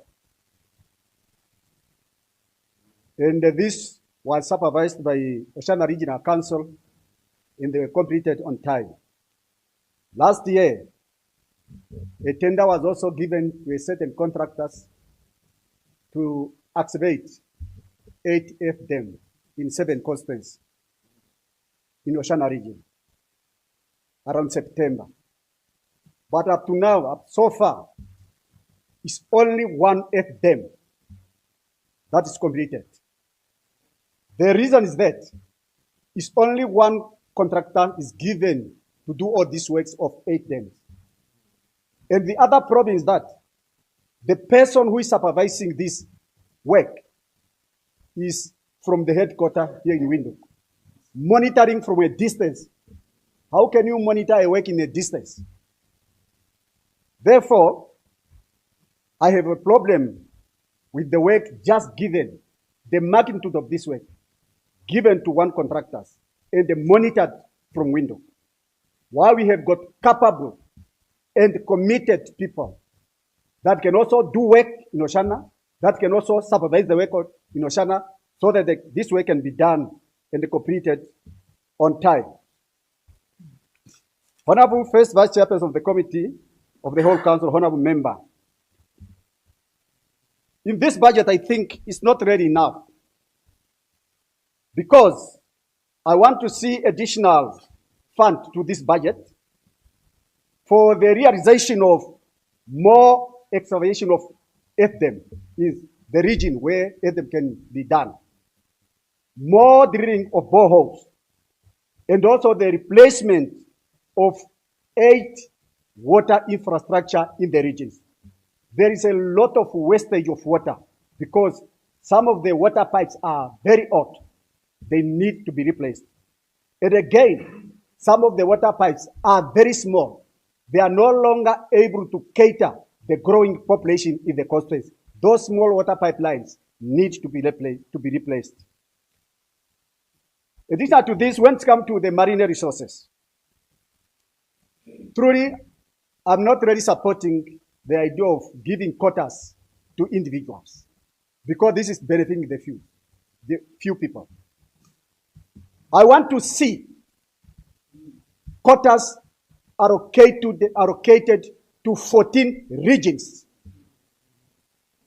All 14 regions should have got a quota to boost their budget so that we can be able to support unemployed graduates from various institutions, especially the apprenticeship trains, interns, and graduate interns.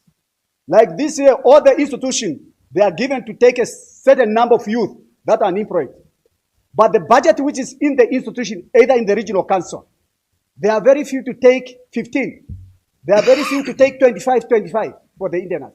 But if the quotas are given to the regional council, we can able to employ these youth and also to train them.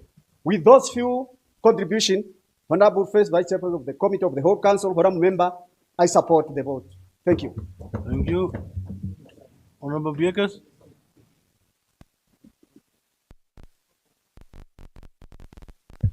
Thank you very much, Honorable First Vice Chairperson of the Committee of the whole Council. Honorable members, good afternoon. Firstly, let me also join the honorable members to congratulate all new honorable members in the National Assembly from top to bottom under the leadership of the first female president, Her Excellency Netumpu Nandi Ndaitwah, with the slogan beyond 35 years. Since 1990, we are on this with the ruling party, driven by the Swabo Manifesto towards Vision 2030. which is around the corner. Martin Luther King once said, and I quote, "The time is always right to do what is right," unquote. Honorable First Vice Chairperson of the Committee of the Whole Council, honorable members, I rise to add my 2 cents on the proposed allocation under Vote 48, Water and Marine Resources, not for my own sake, but out of a deep commitment to the needs of our people, our environment, and our future. Millions of citizens still face daily struggles to access clean, safe drinking water, yet this budget allocates insufficient funds to rural communities where the need is greatest. Water is not a luxury, it is a right. A vote that ignores this right is a vote against the people. While we see funds allocated to high-profile infrastructure projects, the budget neglects investment in basic services like local borehole maintenance, community water catchment systems, pipeline maintenance, and small-scale desalination initiatives in remote settlements and informal settlements. These are the projects that truly change lives. Communities still rely on water tanker trucks. This budget shows a shocking lack of ambition on climate change.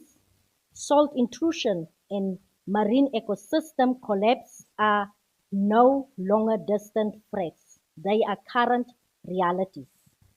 There is little in this vote that spoke to coastal protection, ocean monitoring, or climate resilient infrastructure.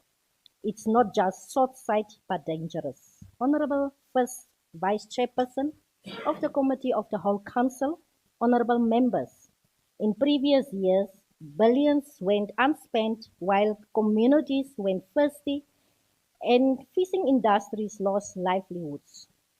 Until accountability mechanisms are strengthened, further allocations risk being swallowed by inefficiency and corruption. In a water-scarce world, we should be leading in sustainable water technology, marine research, and green jobs in the blue economy. Instead, this vote reflects a tired approach that recycles old plans while ignoring new solutions.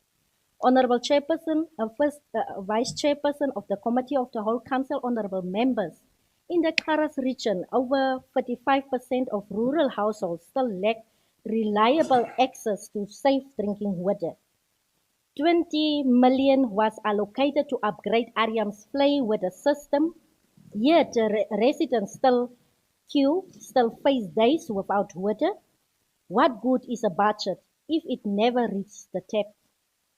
22 boreholes were drilled, but several remained uninstalled. Vote 48 holds potential, but potential without execution is a failure. My call today is simple. Accelerate implementation, fast-track procurement, and project rollouts. Audit unspent funds. We cannot afford repeated under-expenditure while people suffer. Let this vote be a turning point, not another missed opportunity. Let it not business as usual, not be another song, but let it become a reality. We cannot clap for budgets that can never touch the ground.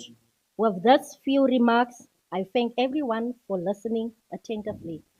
I so submit. Thank you very much. Honorable Katura.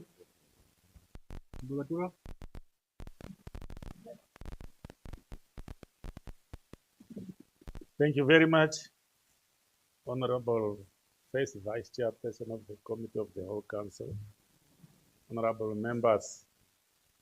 This vote is so crucial to speak about water. We know that water is life. A person's body mass contains more than 60% water. Every day when you are in this chamber, wherever you are, we are given water to drink. It's life. Without water, we die. But at the same time, we forget the importance of water to the people outside there. We know that Namibia is a dry country, maybe the driest country in Africa, because we don't have rivers here. The rivers we are talking about here is dry ones. And therefore, we depend on drilling of boreholes. Most of us here used to go at a tap and turn a tap and get water and fetch water and drink. But our people in rural area, they don't have taps. They have to go to a borehole and fetch water. And that water which they used to fetch is only for human consumption, only to drink. Sometimes they are failing to wash themselves because the water is not enough. And therefore, I think we don't have skilled people in terms of erecting boreholes, drilling, and put on water tanks. Because this water tank of a height of 2.3 meters is just to fetch water. We cannot even connect pipes so that a person can have a pipeline and get water from the home. And therefore, I appeal and say that let the ministry start doing the right thing. Because all these things which we have done in terms of boreholes and where the water tank is just at 2.3 meters, it does not serve the purpose. Because we depend on water if we talk about agriculture. We talk about that we have rain, we receive rain, and then it's why we have harvest some and cultivate some mahangu and millet and so on. Therefore, water is essential. Specific to Kavango West region, we said that the river water is not for human consumption. And how will our people not use the water from the river if even the boreholes is not enough? And here, I appeal for them from the ministry, at least that the pipeline which moves from Rundu up to Kurenkure and Pungu and so on should be erected so that we really get clean waters, because this derails the health of our people. Recently, if you go in other regions, there are floods everywhere. Now, what is our purpose of having this flood and not harvesting this water? After 2-3 months, this water will dry up.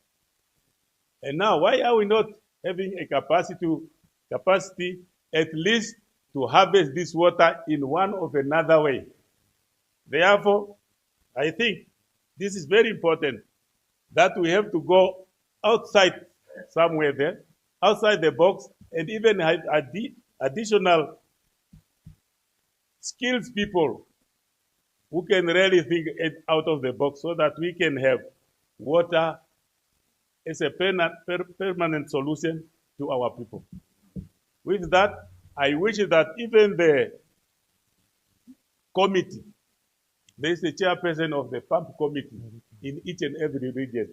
I believe this person could get something from the ministry or from the government, because he's looking after the community and is even controlling how community members can get water from the borehole. He's the one even collecting money, but they are doing it on a voluntary basis. But it's higher time that this person can also get something from the government so that he or she is responsible and can do the work from Monday up to Friday or every week. And with that, I so submit and I thank you. Honorable Busimu.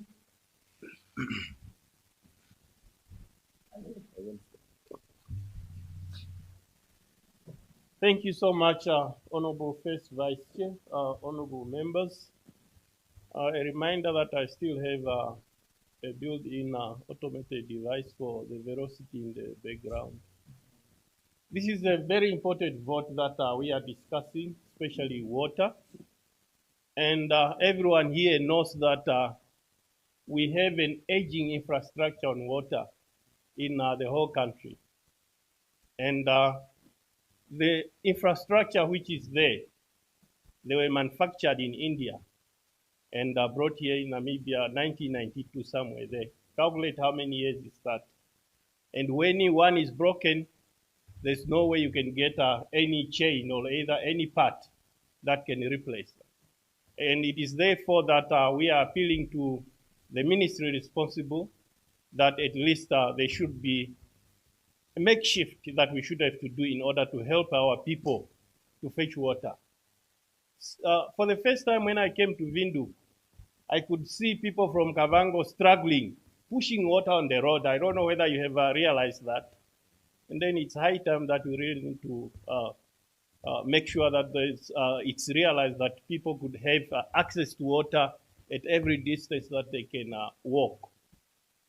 I can talk of the water reticulation for Ngoma, Vukalo to Katima, Katima Mulilo to Sikanjavuka, Katima, Sibinda, Kongola, Makanga. All these things, they were planned to be done, but it is yet to be done. However, we appreciate the role of rural water supply that they are doing in the area. At least 80 boreholes has been drilled and installed, and then other 8 boreholes were drilled, but installation is lacking. So we really need to push so hard. And it is my appeal that we really need to work outside the box, even though there's no way you can work without a box. So the water that is traveling at Oceanas, why can't we harvest that water? I know there's a country somewhere in Africa who harvests the water from the rain. And I would like to, I know there should be a submission that should be done in-house, that agriculture committee should explore and see how can we harvest water so that when the rain is gone, we can still use those water. We know we are complaining of the aquifers that we have in Namibia, which is a non-go route. And there's a project that UNAM has initiated to desalinate water. Why don't government invest so much in that thing so that we should have water all over Namibia? With this, Honorable First Vice Chair, I know the budget is so small, especially for water, but there's no way we could do. So I submit, Honorable Chair, and support the vote. Thank you. Thank you. Honorable Jambula. Thank you, comrade. First Vice Chairperson of the Committee of the House. I would also like to add my voice on the issue of water. But I remember, Committee Chair, my concern is over the excavation of Ethedem.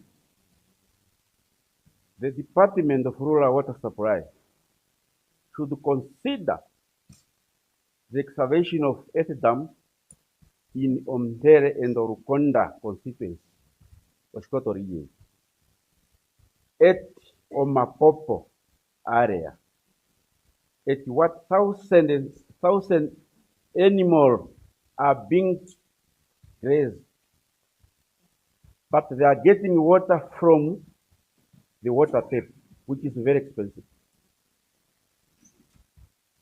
Having said that, the Department of Water Supply should consider to excavate water, at the dam, for women and animal consumption, so that this water can be harvested. Because each year out, we are crying for water. But this year, we receive a lot of water, which goes to waste and evaporated in the air. Therefore, it's high time that we take this serious in order to harvest water for women and animal consumption. With these few remarks, I support the vote and I thank you. Thank you. Honorable Isaac. And then Honorable Shikuno. Thank you, Honorable First Vice Chairperson of the Whole Council, honorable members. I will touch a bit on water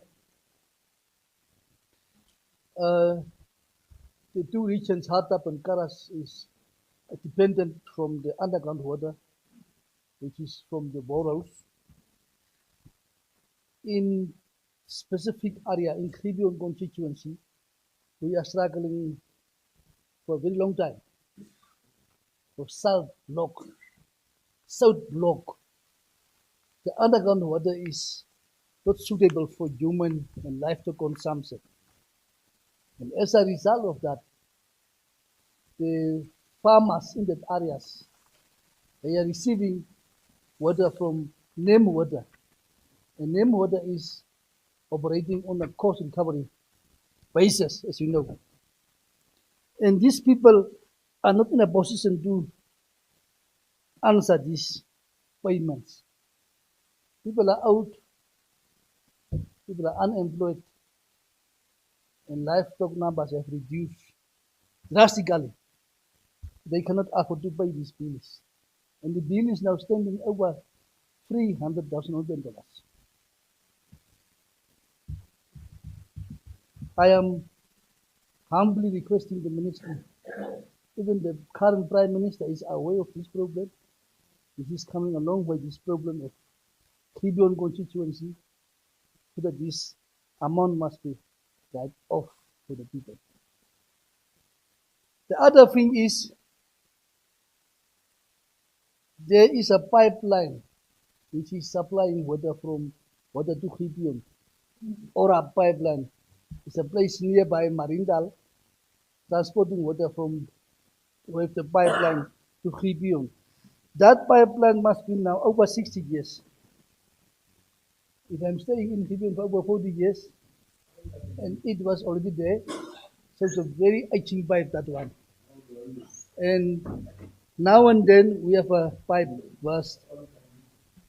Sometimes even the schools are closing. So it is disrupting the education system, disrupting even all of us. During the previous regime, that area was already salty those years. During the previous regime, you will call it apartheid regime, but I'm calling previous regime. There was water tankers who were supplying water to these areas on a regular basis for livestock and for humans. There was no problem. But after independence, the problem started.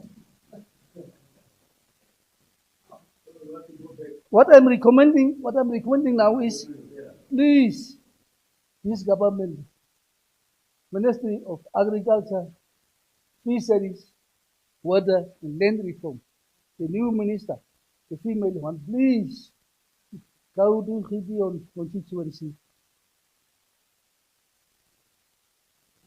The point of order.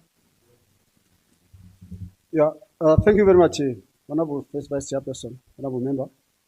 I stand on Rules 68, Sub-Rule 6. Just want to put a question to the Honorable Member. He talks about previous regime, that during the previous regime they were getting water. But does he aware that in other regions during the colonial time, there was no any single water pipeline, they were just drinking on a traditional well, where even no borehole.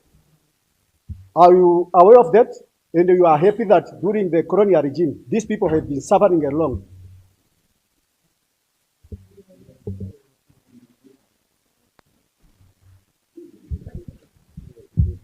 Honorable Isaac, do you want to reply?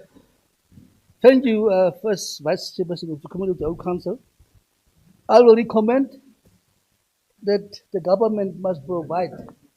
Do you want to reply? I will not respond on that one. It's obvious. Provide free water to the people in these areas. And it is possible. It can be done. It can happen if there is political will. I'm also recommending to this government today that they must drill boreholes in the neighboring farms close to these areas and transport the water of a pipeline to the people. That is also possible. If you don't know, ask. I am around. I was already there. Marine resources. Marine resources. That is an untouchable area. I will not go there. That is only means to benefit the elite ones, the well-connected ones, party allies, and the handclubbers. So I could not go there. The term, the period which these people are getting these fishing quotas, people is belachelijk, is tragisch. Somebody is getting 20 years of fishing quota. 20 years. These people are benefiting for 20 years. The household, that family is benefiting. And we are not benefiting. So I submit without saboting the boat. Thank you. Honorable Without saboting the boat. Thank you, Honorable First Vice Chairperson of the Committee of the Whole Council, Honorable Members. I rise on vote 38, water and marine resources. First and for all, this is the water is the most important for life. So, like my Honorable Busiu have said, we have infrastructures on water on our boreholes, which is aging. Therefore, with this little budget we have, we request to be replaced so that it can save our members. Secondly, like he mentioned, Sibinda have benefited on Nam water pipeline. Nam water pipeline in schools and communities, I could say it's almost at above 70%. Therefore, the challenge is Nam water is on cost covering, and it's not for livestock. Mostly it's expensive. As I said last year, that when we have drought, at least Nam water should be subsidized, because more than 70% of the community of Zibinda rely on Nam water, and it's very expensive, and now they'll start closing. So, which means most of the people from drought are not going to be saved. I therefore call for the ministry to assess the situation whenever there is drought, because cattle will come on water points, and at the end of drought, it's where people start suffering. So we need for an attention in this regard. Honorable members, on drilling of boreholes, like Honorable Busiu have mentioned that 8 were drilled, I would like to register that I was very disappointed with the contractor who was appointed to Zambezi, especially to Sibinda constituency. We were supposed to drill a borehole at Shaile village, and then from the communication with the community, with the water point chairperson, it was found that according to him, to the report I got from the community, that the road was not good, which led to the area where it was supposed to be drilled. Since it was from Vendo, he drove back up to now, unless it will be reported to me. It's not yet back.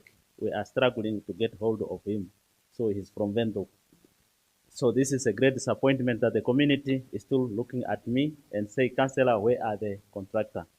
So the other one is, we are suggesting for salination, as Honorable Sihu have said, that the ministry could consult the UNAM so that it helps, because most of the boreholes drilled in Zambezi, they are not fit for human consumption. Water is there, it's enough, but it needs to be salinated. So we therefore request the salination to be also assessed and promoted to Zambezi region. Thirdly is the drilling rigs. You know, the ministry procured a drilling rig for assisting the drilling. But since those rigs were procured, we don't know them in our region. So we therefore call under this budget that at least this year they must support us so that our less budget in the region should go on the material rather than the drilling itself. So the other issue is the issue of the mini pipeline. You could find that there are few boreholes which are successful, and then when you drill another one, it's unsuccessful. We request that maybe a survey or research be done so that some people who are 3 kilometers, 5 kilometers from the nearby may be connected through a mini pipeline from there, so that the budget be decentralized to the region, so that we prioritize areas to be connected to pipeline. And the other one is on water tank. One of the honorable members who is from the region, a minister, called me because the areas we really can't find any water, nice water or water for human consumption or for livestock. So he relied on Nam water pipeline, and the Nam water pipeline was not good. So the water tanker for Nam water sometimes is broken. So the Nam water tanker is working, but this Nam water tanker is very expensive. Just for 40 kilometers is 2,000 to bring water. So one honorable members, I think he paid it last month, 2,000 just to bring 10,000 water to his livestock when the pipeline is off. With this few contribution, I support the vote. I so submit. I thank you. Honorable Shikulo.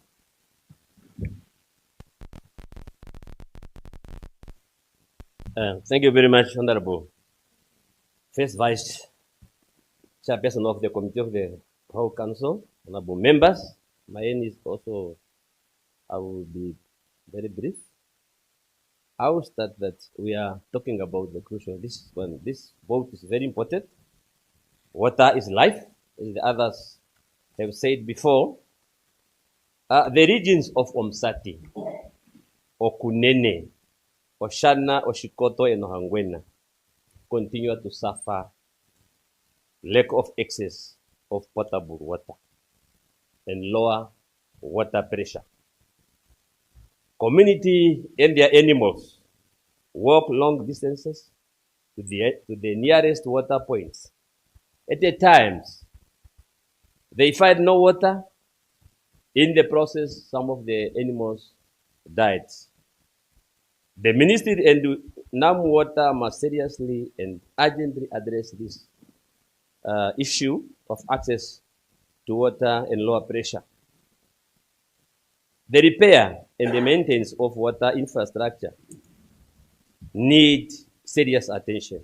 I'm talking, if it's come to our region, Omsati, as I'm talking in my constituency, maybe you have more than 8 boreholes, which is like broken, which is not functioning. But whenever we contact them, either there's no fuel or there's no money. I don't know, maybe we need to do something as a ministry. And I'm appealing to the newly appointed Minister of Agriculture, Land and Water, Honorable Inge Zamwani, that those who have been here, I was now having a time, I was singing that I want to see that the old canal from Etaka to Vudia, at least this ministry must do something. And I'm also proposing that why? Because I know that the distance from Etaka to Vudia is a long distance. My proposal always I'm saying, why they can't even take 10 kilometers per annum. Just 10 kilometers. But these people are just signing. When are we going to do this? And that canal has been there since independence. Up to now, that canal is dry. Now we use now to consult the Nam Water and the government so that it's come at the month of August, September there. But you can see that people are happy once they open the water from Etaka to over there. But what I mean, I need this one to be updated, like the one from Etaka to Oshakati. Those people, they are just happy. During all the 24 months, people are happy. They are doing their gardens. Why not this one? But I know that we can't say they have to allocate all the money from Etaka to over there. Just 10 kilometers per annum, at least. I'm appealing that one to the new ministry. And we are talking about this Department of Water, the rural water supply in Umsati. These people, they are not doing they are doing their best, but they need to be assisted by the ministry. Because you can see that people are walking long distances. Like I say, some of the animals, because of the long distances, some of the animals are died in the process.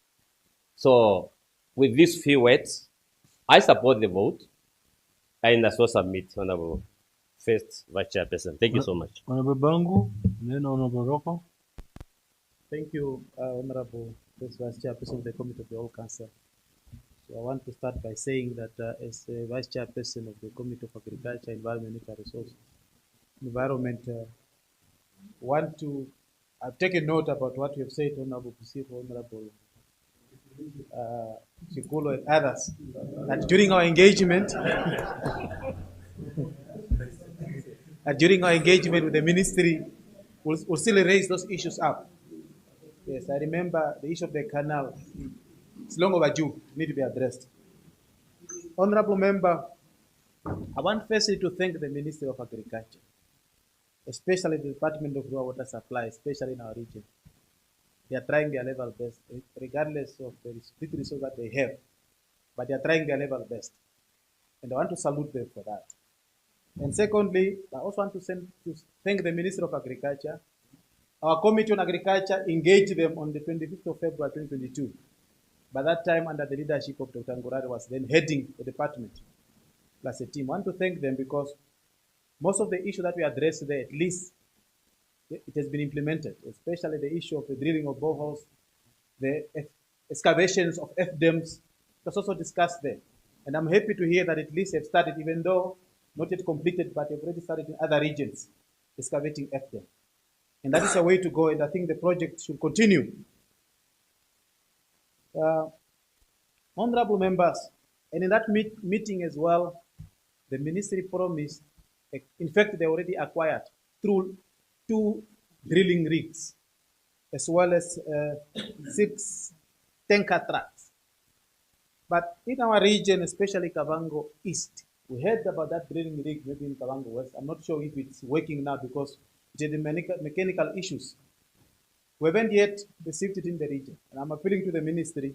We also want to see that drilling rig now in the region. Because I think it was bought about 2 years ago, if not mistaken. Honorable members, for me, I like working with statistics. Namibia currently now is the 3rd worst countries in the world with regard to sanitation. But that is a topic on its own. I will deal with it later at the right time. I want first to address the issue of water because my minute is already gone. The functional water point, in accordance with the statistics from the Ministry of Agriculture, as of 2022, stands as follows. Oshikoto Umsati region is topping with 1,500 water points, according to the statistics of the Ministry of Agriculture. Followed by Oshikoto, 950, followed by Kunene, 700, followed by Zambezi, 639, followed by Erongo, 425, followed by Hardap, 400, followed by Kavango West, 279, and Okavango East, 277.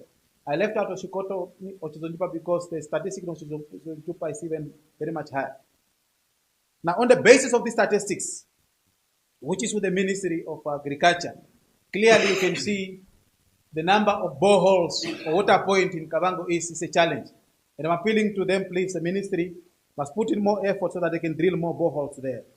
Then the other issue, again, in the interest of time, is that the ministry must carry out a feasibility study to see for a possibility of establishing an artificial river in Kavango East region.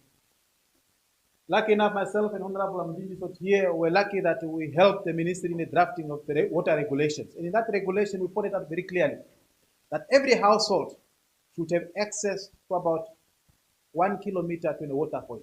Every household, at least, a minimum, it should be 1 kilometer to the water point.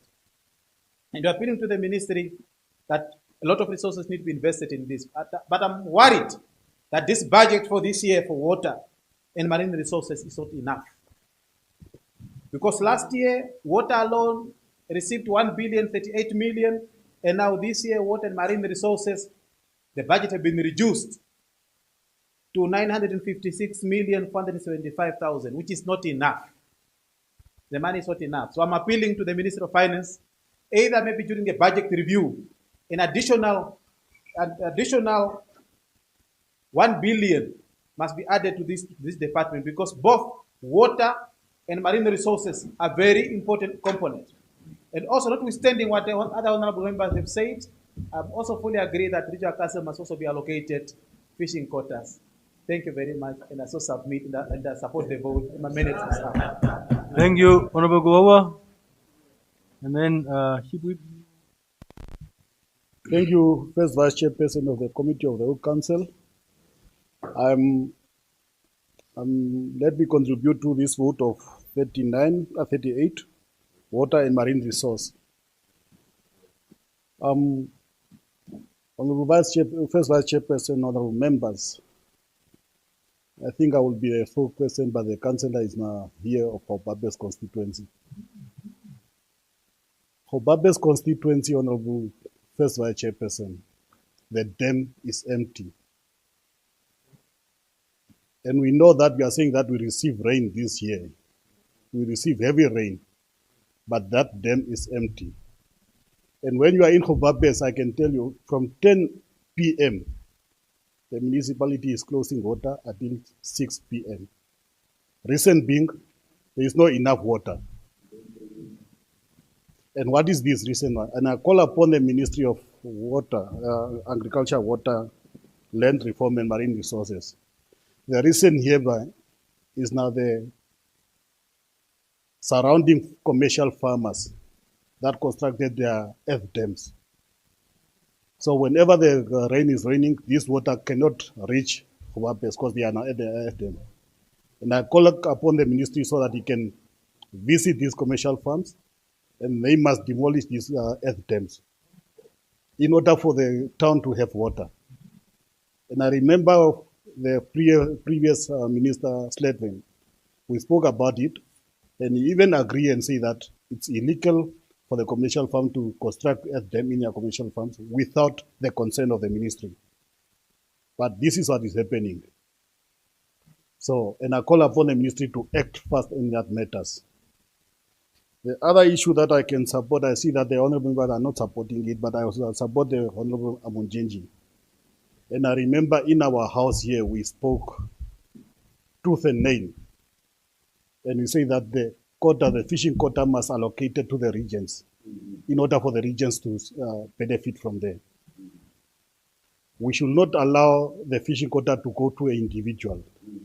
And I support this mode that let the fishing quota allocated to the regions so that the region can benefit the people in the regions. And I want the new minister that was appointed now to act on this call. And he must even go and look at a strategic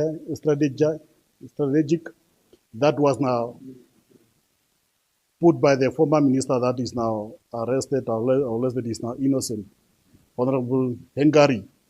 He was having a vision with this issue of the marine resources. And I know if we happen to copy from him, we are going to act and these allocations are going to be given to the region so that the region can benefit, not to individuals. I so submit. Honorable Shime.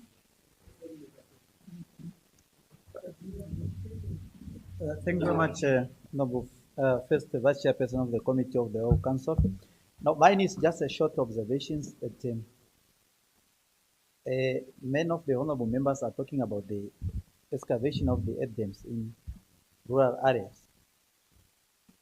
But the question is, our procurement budget or committees, unless they will come up with another good strategy on which time the excavation of the earth dam is going to start. But if it's this period of November and December, it's too late.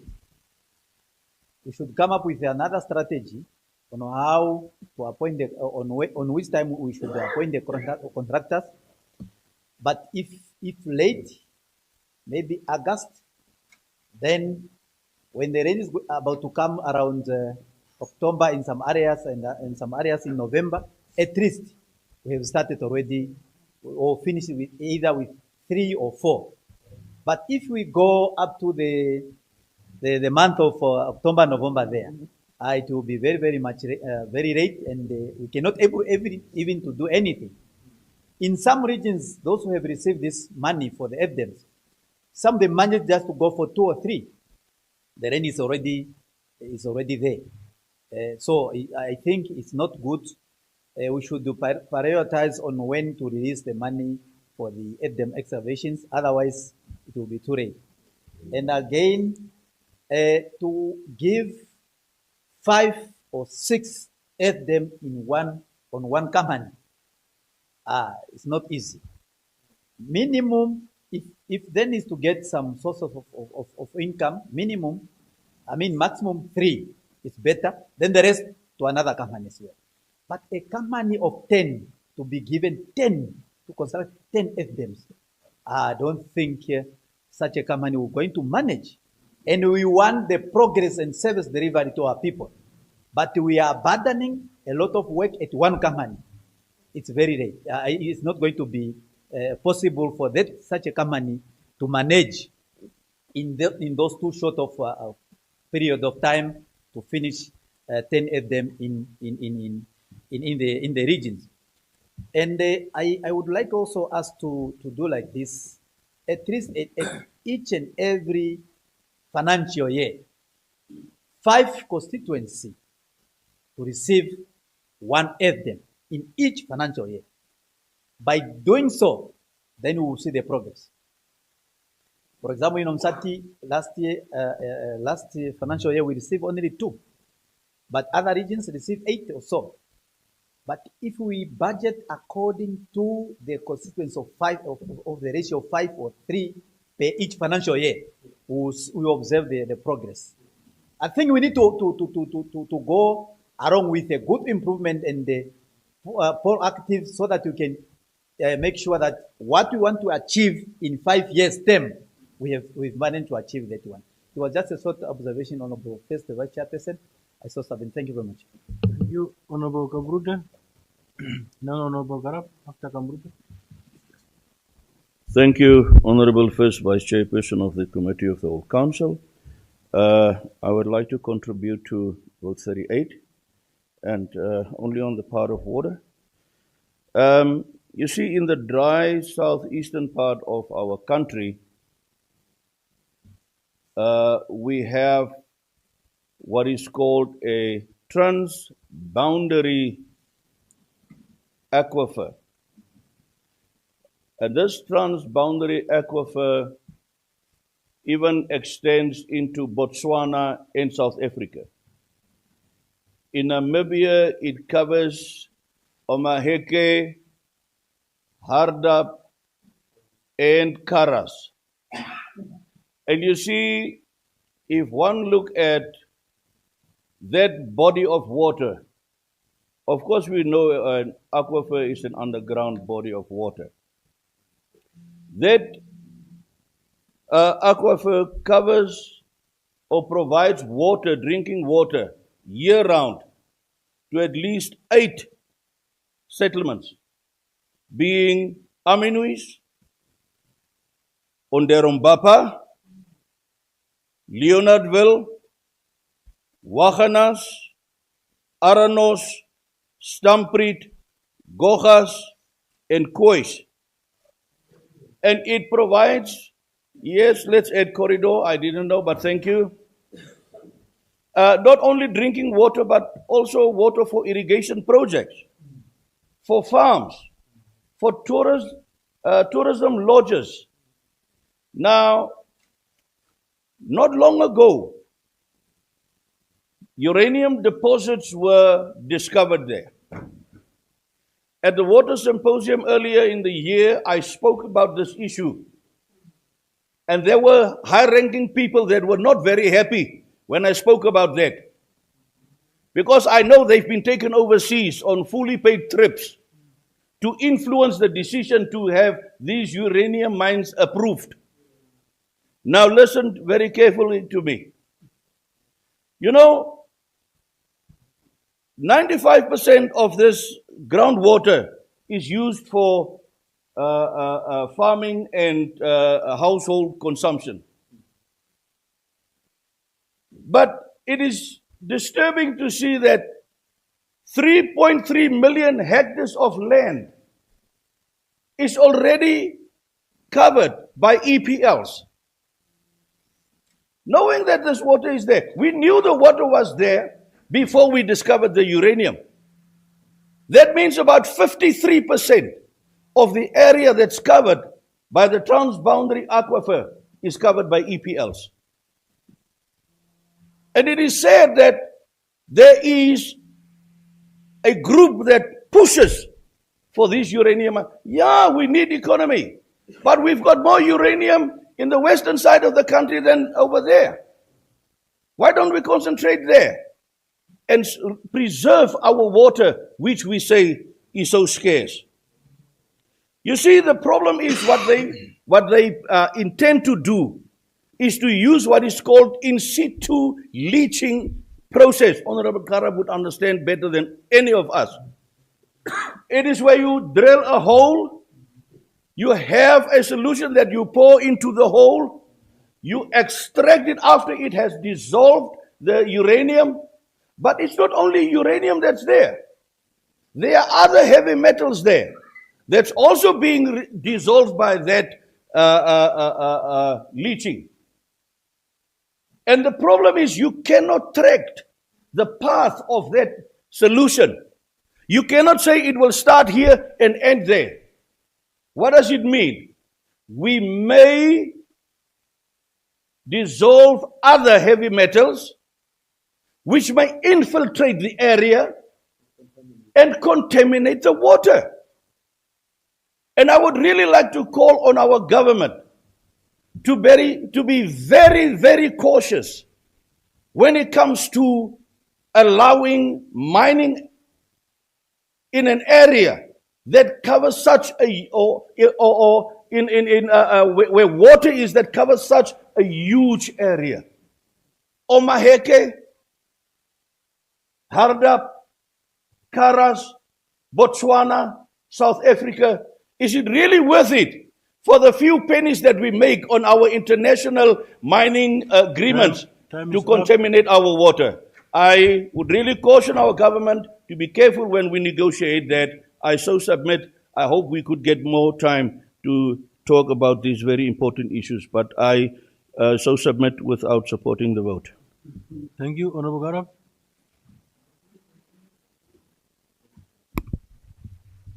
I have to use my gadget because when you are told you are challenged to read here.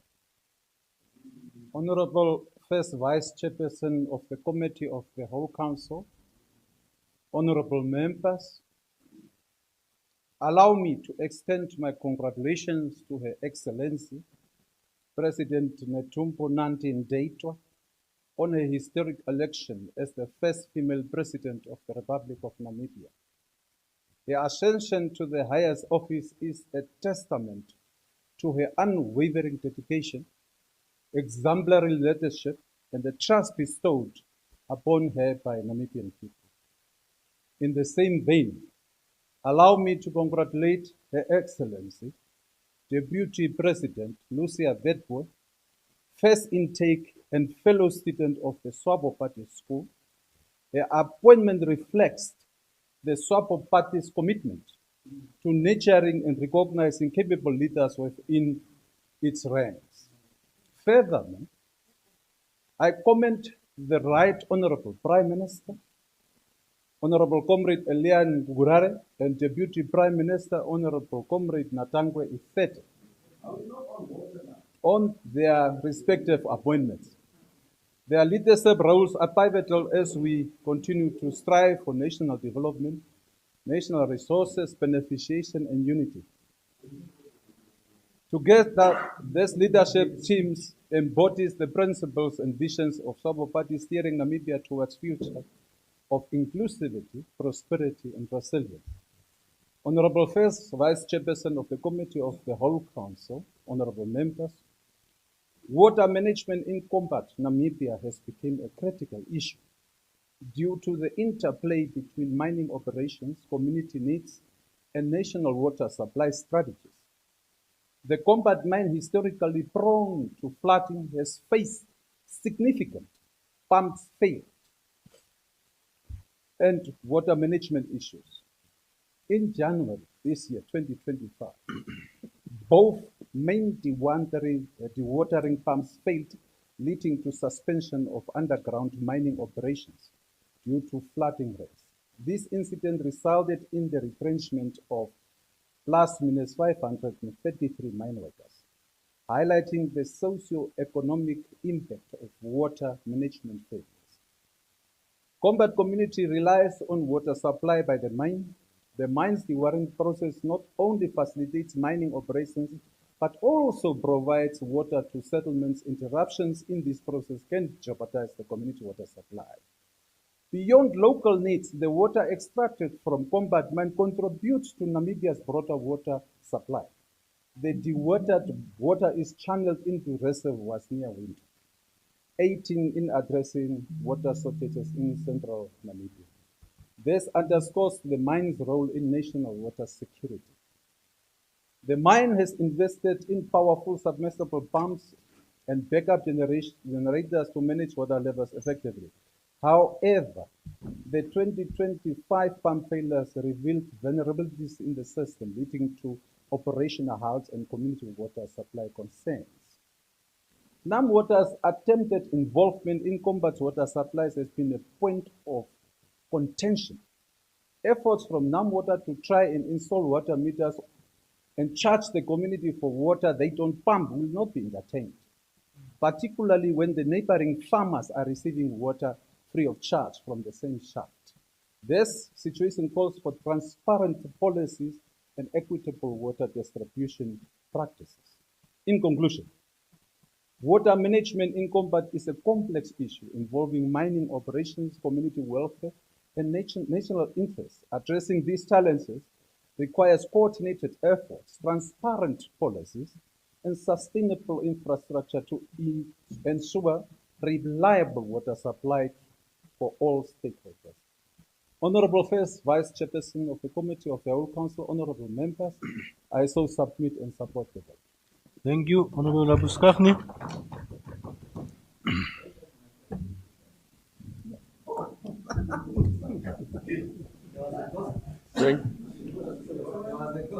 Thank you, Honorable First Vice Chairperson of the Committee of the Whole Council, that I address you correctly. Honorable members.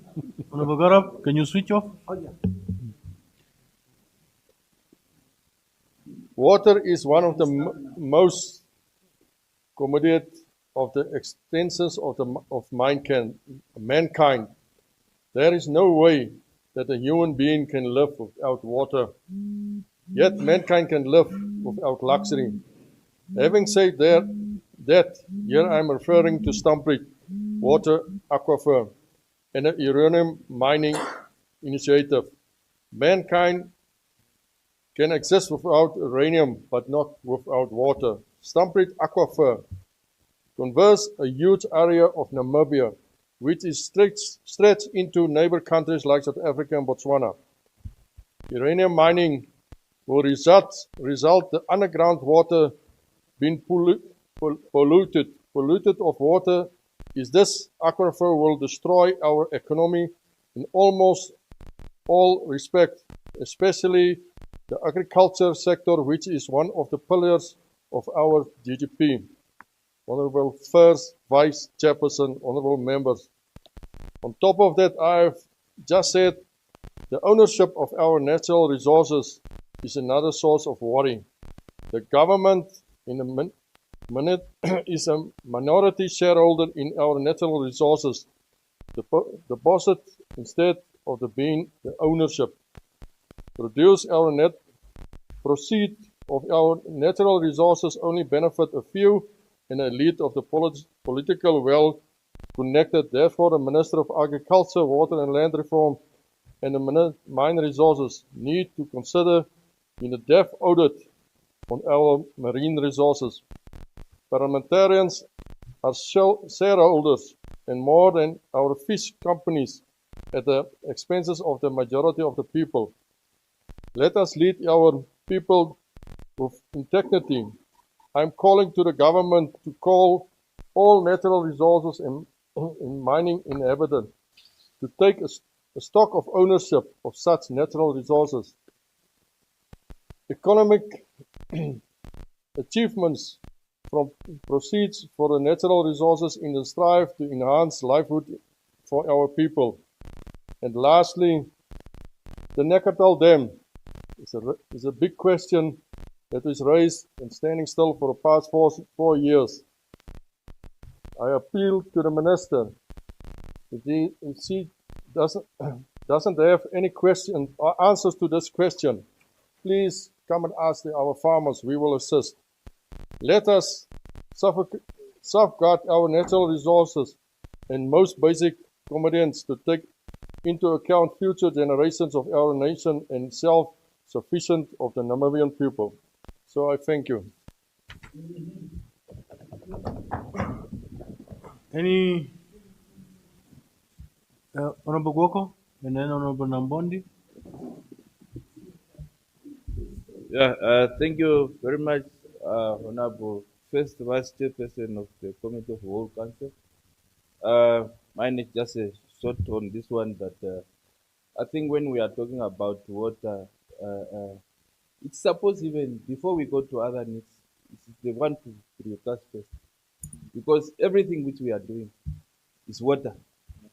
Either food we eat today is without water to mix there, you cannot have food. And also every day you have to drink, and plants and everything we are survived from water. So the way how we did with education, I thought that is how the ministry or the government will do with water. First, to make sure that the whole Namibia get water. And if we omit water and we go ahead with other needs, really things will, although we want us to go further or to prosper, to have a better, a developed country, without water we cannot do anything. Having said that, Honorable Chairperson, First Vice Chairperson, yeah, I think that this money which is here is not enough. I don't know those who was advising or draft this, they looked at what. So I'm requesting the ministry, and hopefully lucky enough that the head of the administration of the government of the day is a person who having a know-how of water issue. Honorable Prime Minister Gurare. Honestly, he have to look at this one. Everywhere, everyone is crying of water. So any diversion, any intervention, we have to look to the to provide water first. The other thing is also that we are talking about earth dams in the regions.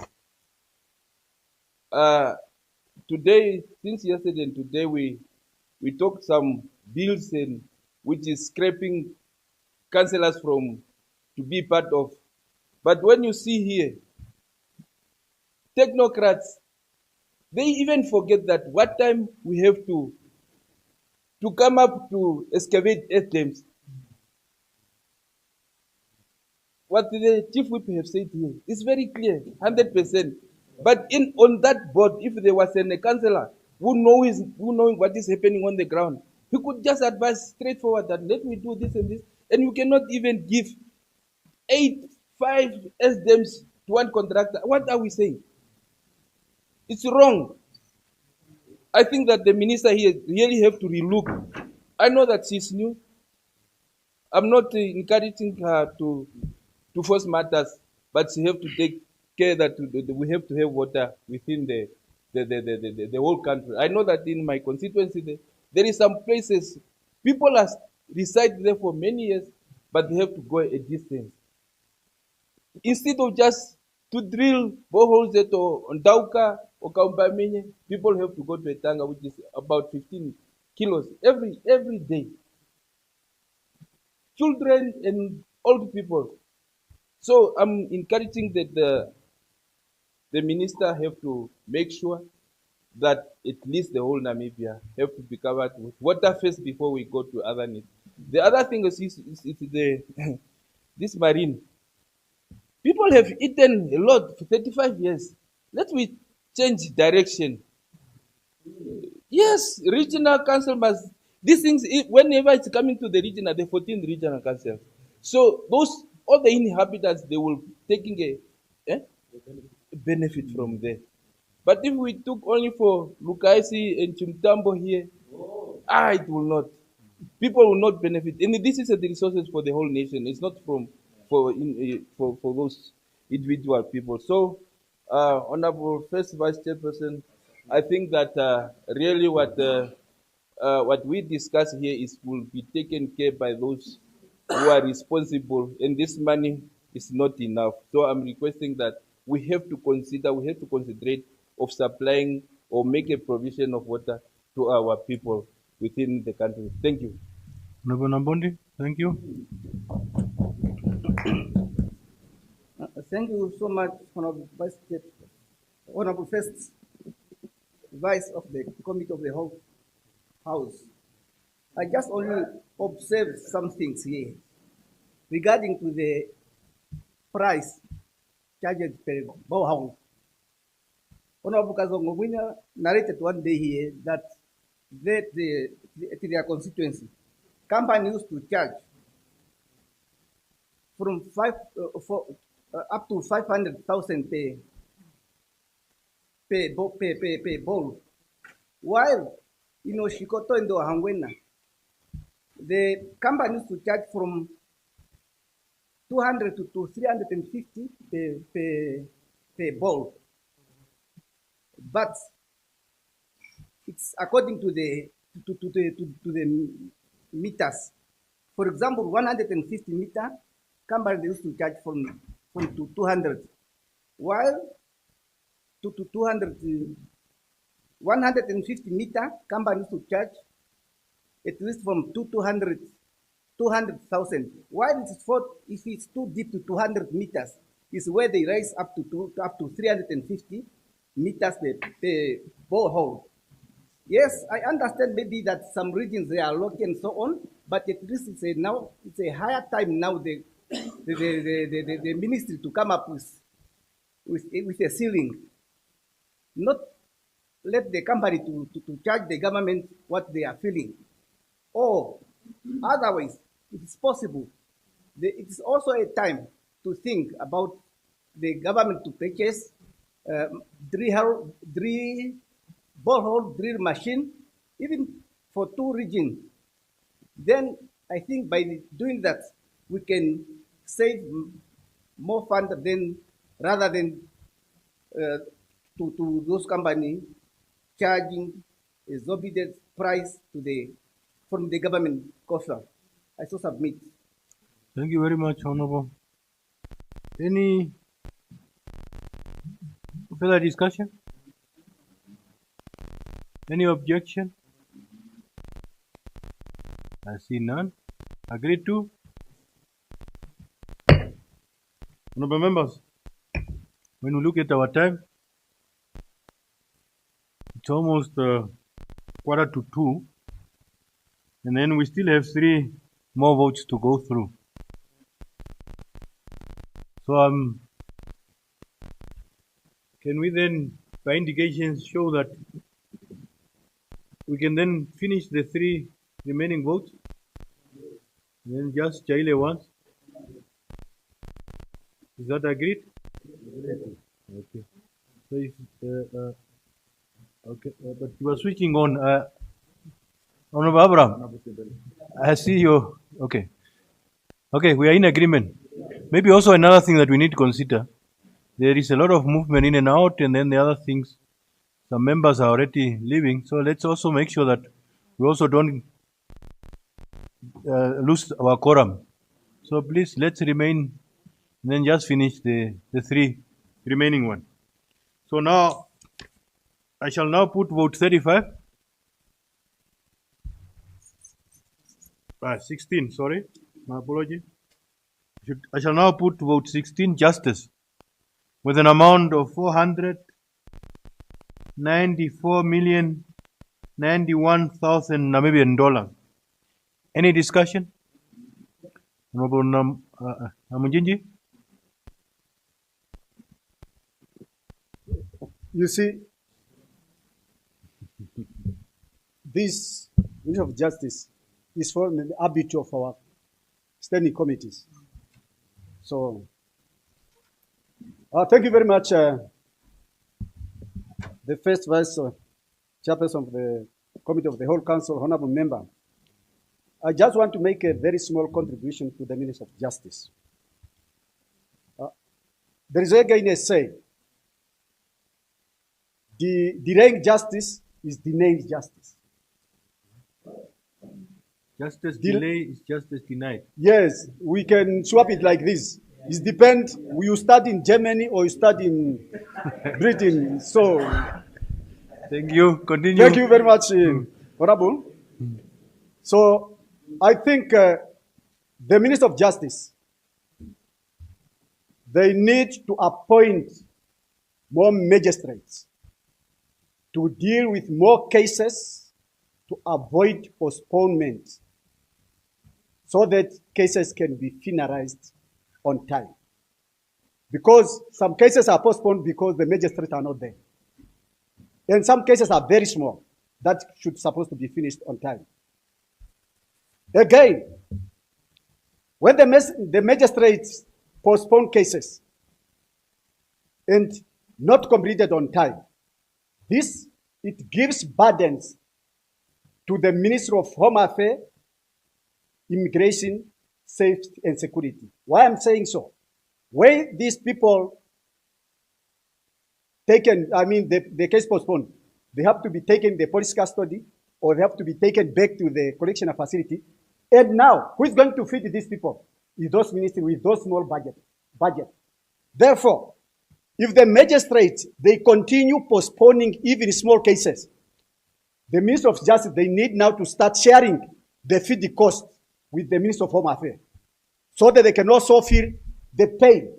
How the Minister of Home Affairs, how the Minister of, how the correctional facilities are suffering of feeding these people, even in their cases they are not completed. Because some cases are very small, as I have said yesterday, they just need to be completed and sentenced to go and to do the community services. So again, what the Minister of Justice needs to do, they need to appoint more legal drafters. In the Ministry of Justice, there are few legal drafters. And also this one, it can also delay the tabling of bills in the houses. It also can delay the proposed amendments to Parliament. Therefore, the more they appoint more legal drafters, they can do their work, and this can be tabled on time and finalized on time. With this, Honorable First Vice Chairperson of the Committee of the Whole Council, Honorable Member, I so submit. Thank you. Any further discussion? Honorable Biekes and then Honorable Bangu. Thank you very much, Honorable First Vice Chairperson of the Committee of the Whole Council, honorable members.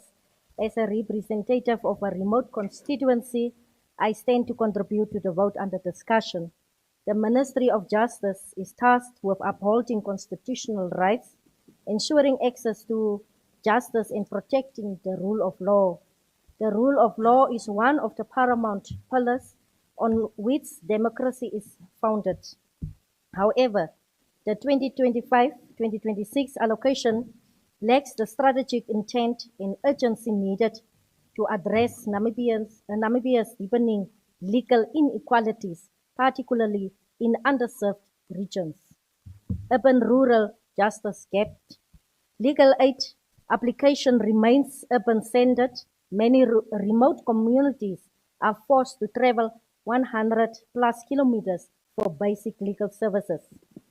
Community courts are under-equipped and lack of transport, interpreters, and trained clerks, unimplemented laws. The Whistleblower Protection Act and Witness Protection Act remained largely dormant. Key bills like the divorce bill and marriage bill are stalled, leaving women and children vulnerable under outdated frameworks. Outsourcing, overstaffing, over 52 million spent on external legal services while internal posts go unfilled, raising questions of cost, efficiency, and political patronage. Decentralized justice. Establish mobile legal aid clinics for rural and regional circuits. Fund satellite court facilities in high demand areas. Implement the laws we passed and fully operationalize the Whistleblower and Witness Protection Act framework. Protection frameworks prioritize the rollout of victim-centered services in gender-based violence and land rights and corruption. Build in-house legal capacity. Reallocate at least 30 million from private litigation budgets to train and hire more state attorneys, prosecutors and public defenders, modernize legal aid systems, invest in digital access tools, including a national online case tracking and legal advice portal with special design for low-band white rural areas where justice does not arrive. Injustice settles in. We demand a justice system that works for all Namibians, not just for those who live near the courts. And I thank you. Thank you. Honorable Bangu. Honorable Vice Chairperson of the Committee of the Whole Council, I'll be very brief. Number one is the issue of the convict. Now, a person commits crime, and then he's fined, and then he goes to prison, and then we feed him the taxpayers' money. I have a different view. I'm suggesting that maybe the Ministry of Justice should enact a law that will compel the convict to participate in green scheme so that they can work and produce food. It's been done in other countries. Yes. So they can produce food and save their sentence by producing food instead of us continue feeding them again. And I think if we do that, it will also help us to, yes, it will also help us towards promoting even environmental sustainability, as well as providing also rehabilitative opportunities for the offenders.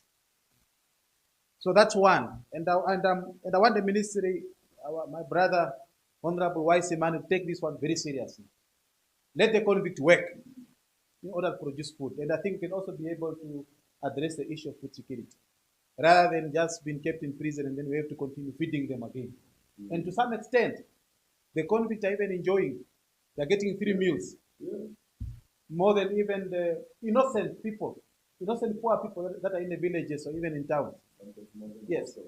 We are only having maybe one meal per day. Sometimes the whole day will go by without even a meal, while we are feeding the convicts and the offenders. So that is one of the proposals. And the second one is the issue that we raised about backlog of cases. I think our judiciary system must address this issue. You find people that have cases that will even protract, will take about 4 years, 5 years, even 10 years to resolve. And justice has become too expensive in our country. And I think there must be a mechanism in place so that at least they can be able to deal with also those backlog of cases. And most importantly, the issue of only having higher court in Oshakati and Windhoek is also becoming a problem.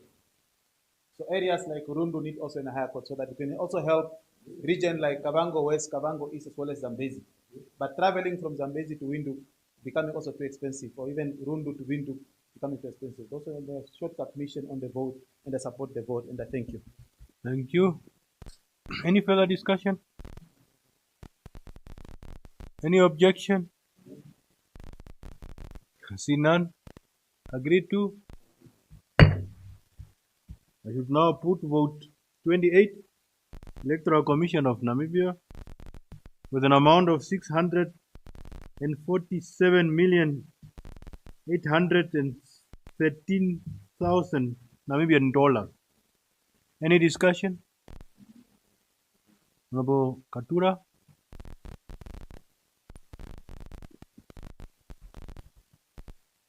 Thank you very much, Honorable First Vice Chairperson of the Committee of the Whole Council. Honorable members, I have only a few points to make. First one is about our democracy. Namibia is known to be a democratic country because of the elections. Every 5 years we go for election. Peace and stability is prevailing in Namibia. I hope they will continue doing that. Number two, I have a reserve for right to vote. I think ECN must also consider there are many people who were not given a chance to vote because they changed the process of registration, where some members who don't have IDs should not have witness to stand for them. And these people did not vote. In particular, in the north, as well as in my constituents and in Kavango West region, there are people who don't have identity documents. There are people who don't have birth certificates, but they are over the age of 18. And these people are denied their right to vote. I think somewhere, somehow, it will be discussed in the Home Affairs budget so that at least these people can get back their rights, so that at least they have to register to stand a chance to vote. Number three, secrecy in voting. My vote is my secret. I saw one honorable member say after that, after the voting is when he said, I voted for a president. Who knows? Your vote is your secret. And by that I mean there are people who cannot write, who cannot even read, old people. And I have a serious problem with that one.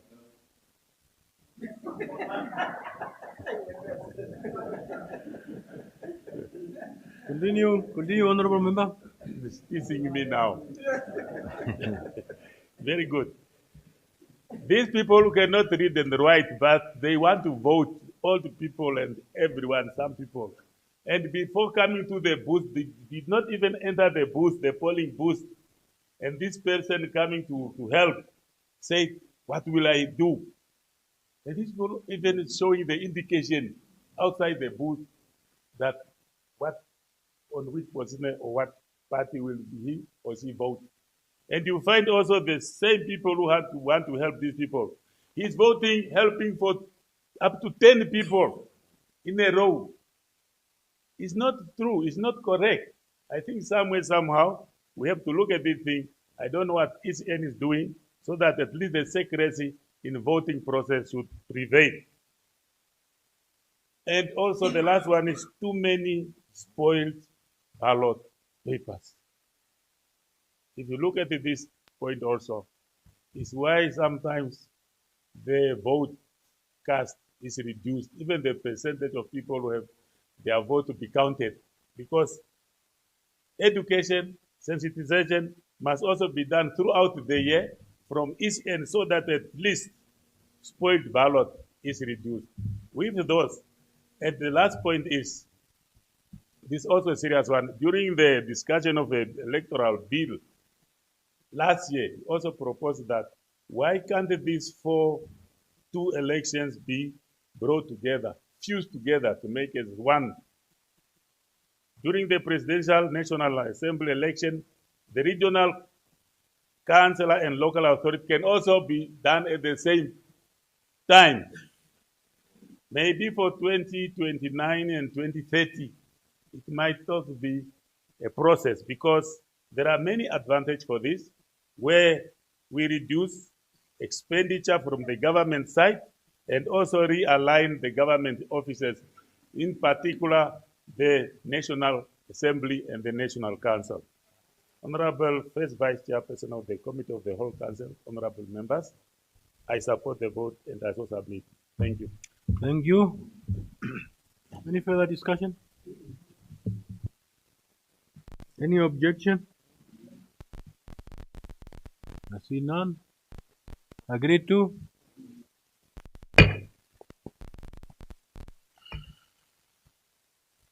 I shall now put vote 35, Attorney General, with an amount of 269,211,000 Namibian dollars.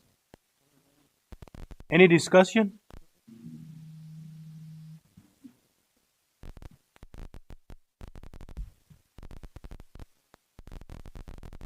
Any further discussions? Any objections? I see none. Agreed to. Honorable members, I shall now report progress and ask leave to sit again.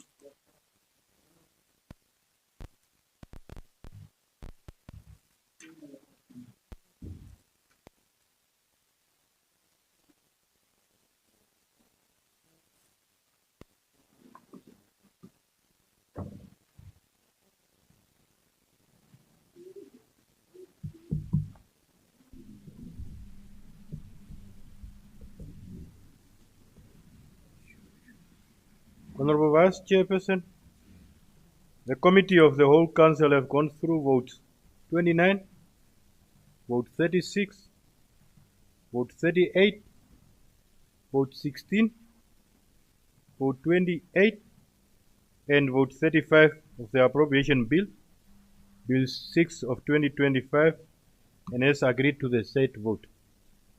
I now ask leave to sit again. Thank you. You may be seated.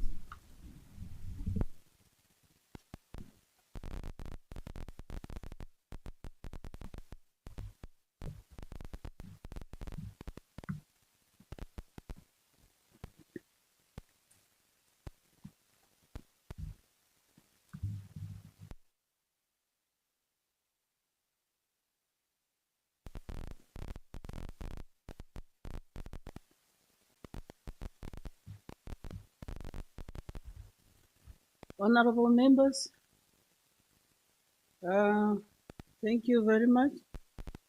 The debate on votes was very, very fruitful. I was with you the whole time. Thank you that at least you were holding your marathon up to this time. Now with that, the Secretary will read the sixth order of the day. Debate on third reading, Roads Bill, Bill 5 of 2024. Any discussion, honorable members? Any further discussion? I see none. I now put the question that the bill be read a third time. Any objection? I see none. We agree to. Thank you. The Secretary will now read the bill a third time. Roads Bill, Bill 5 of 2024. Thank you very much. Honorable members, with that, that was the order of the day. And I shall now, upon this, also adjourn the House until Monday, 9:30 sharp. So the House stands adjourned.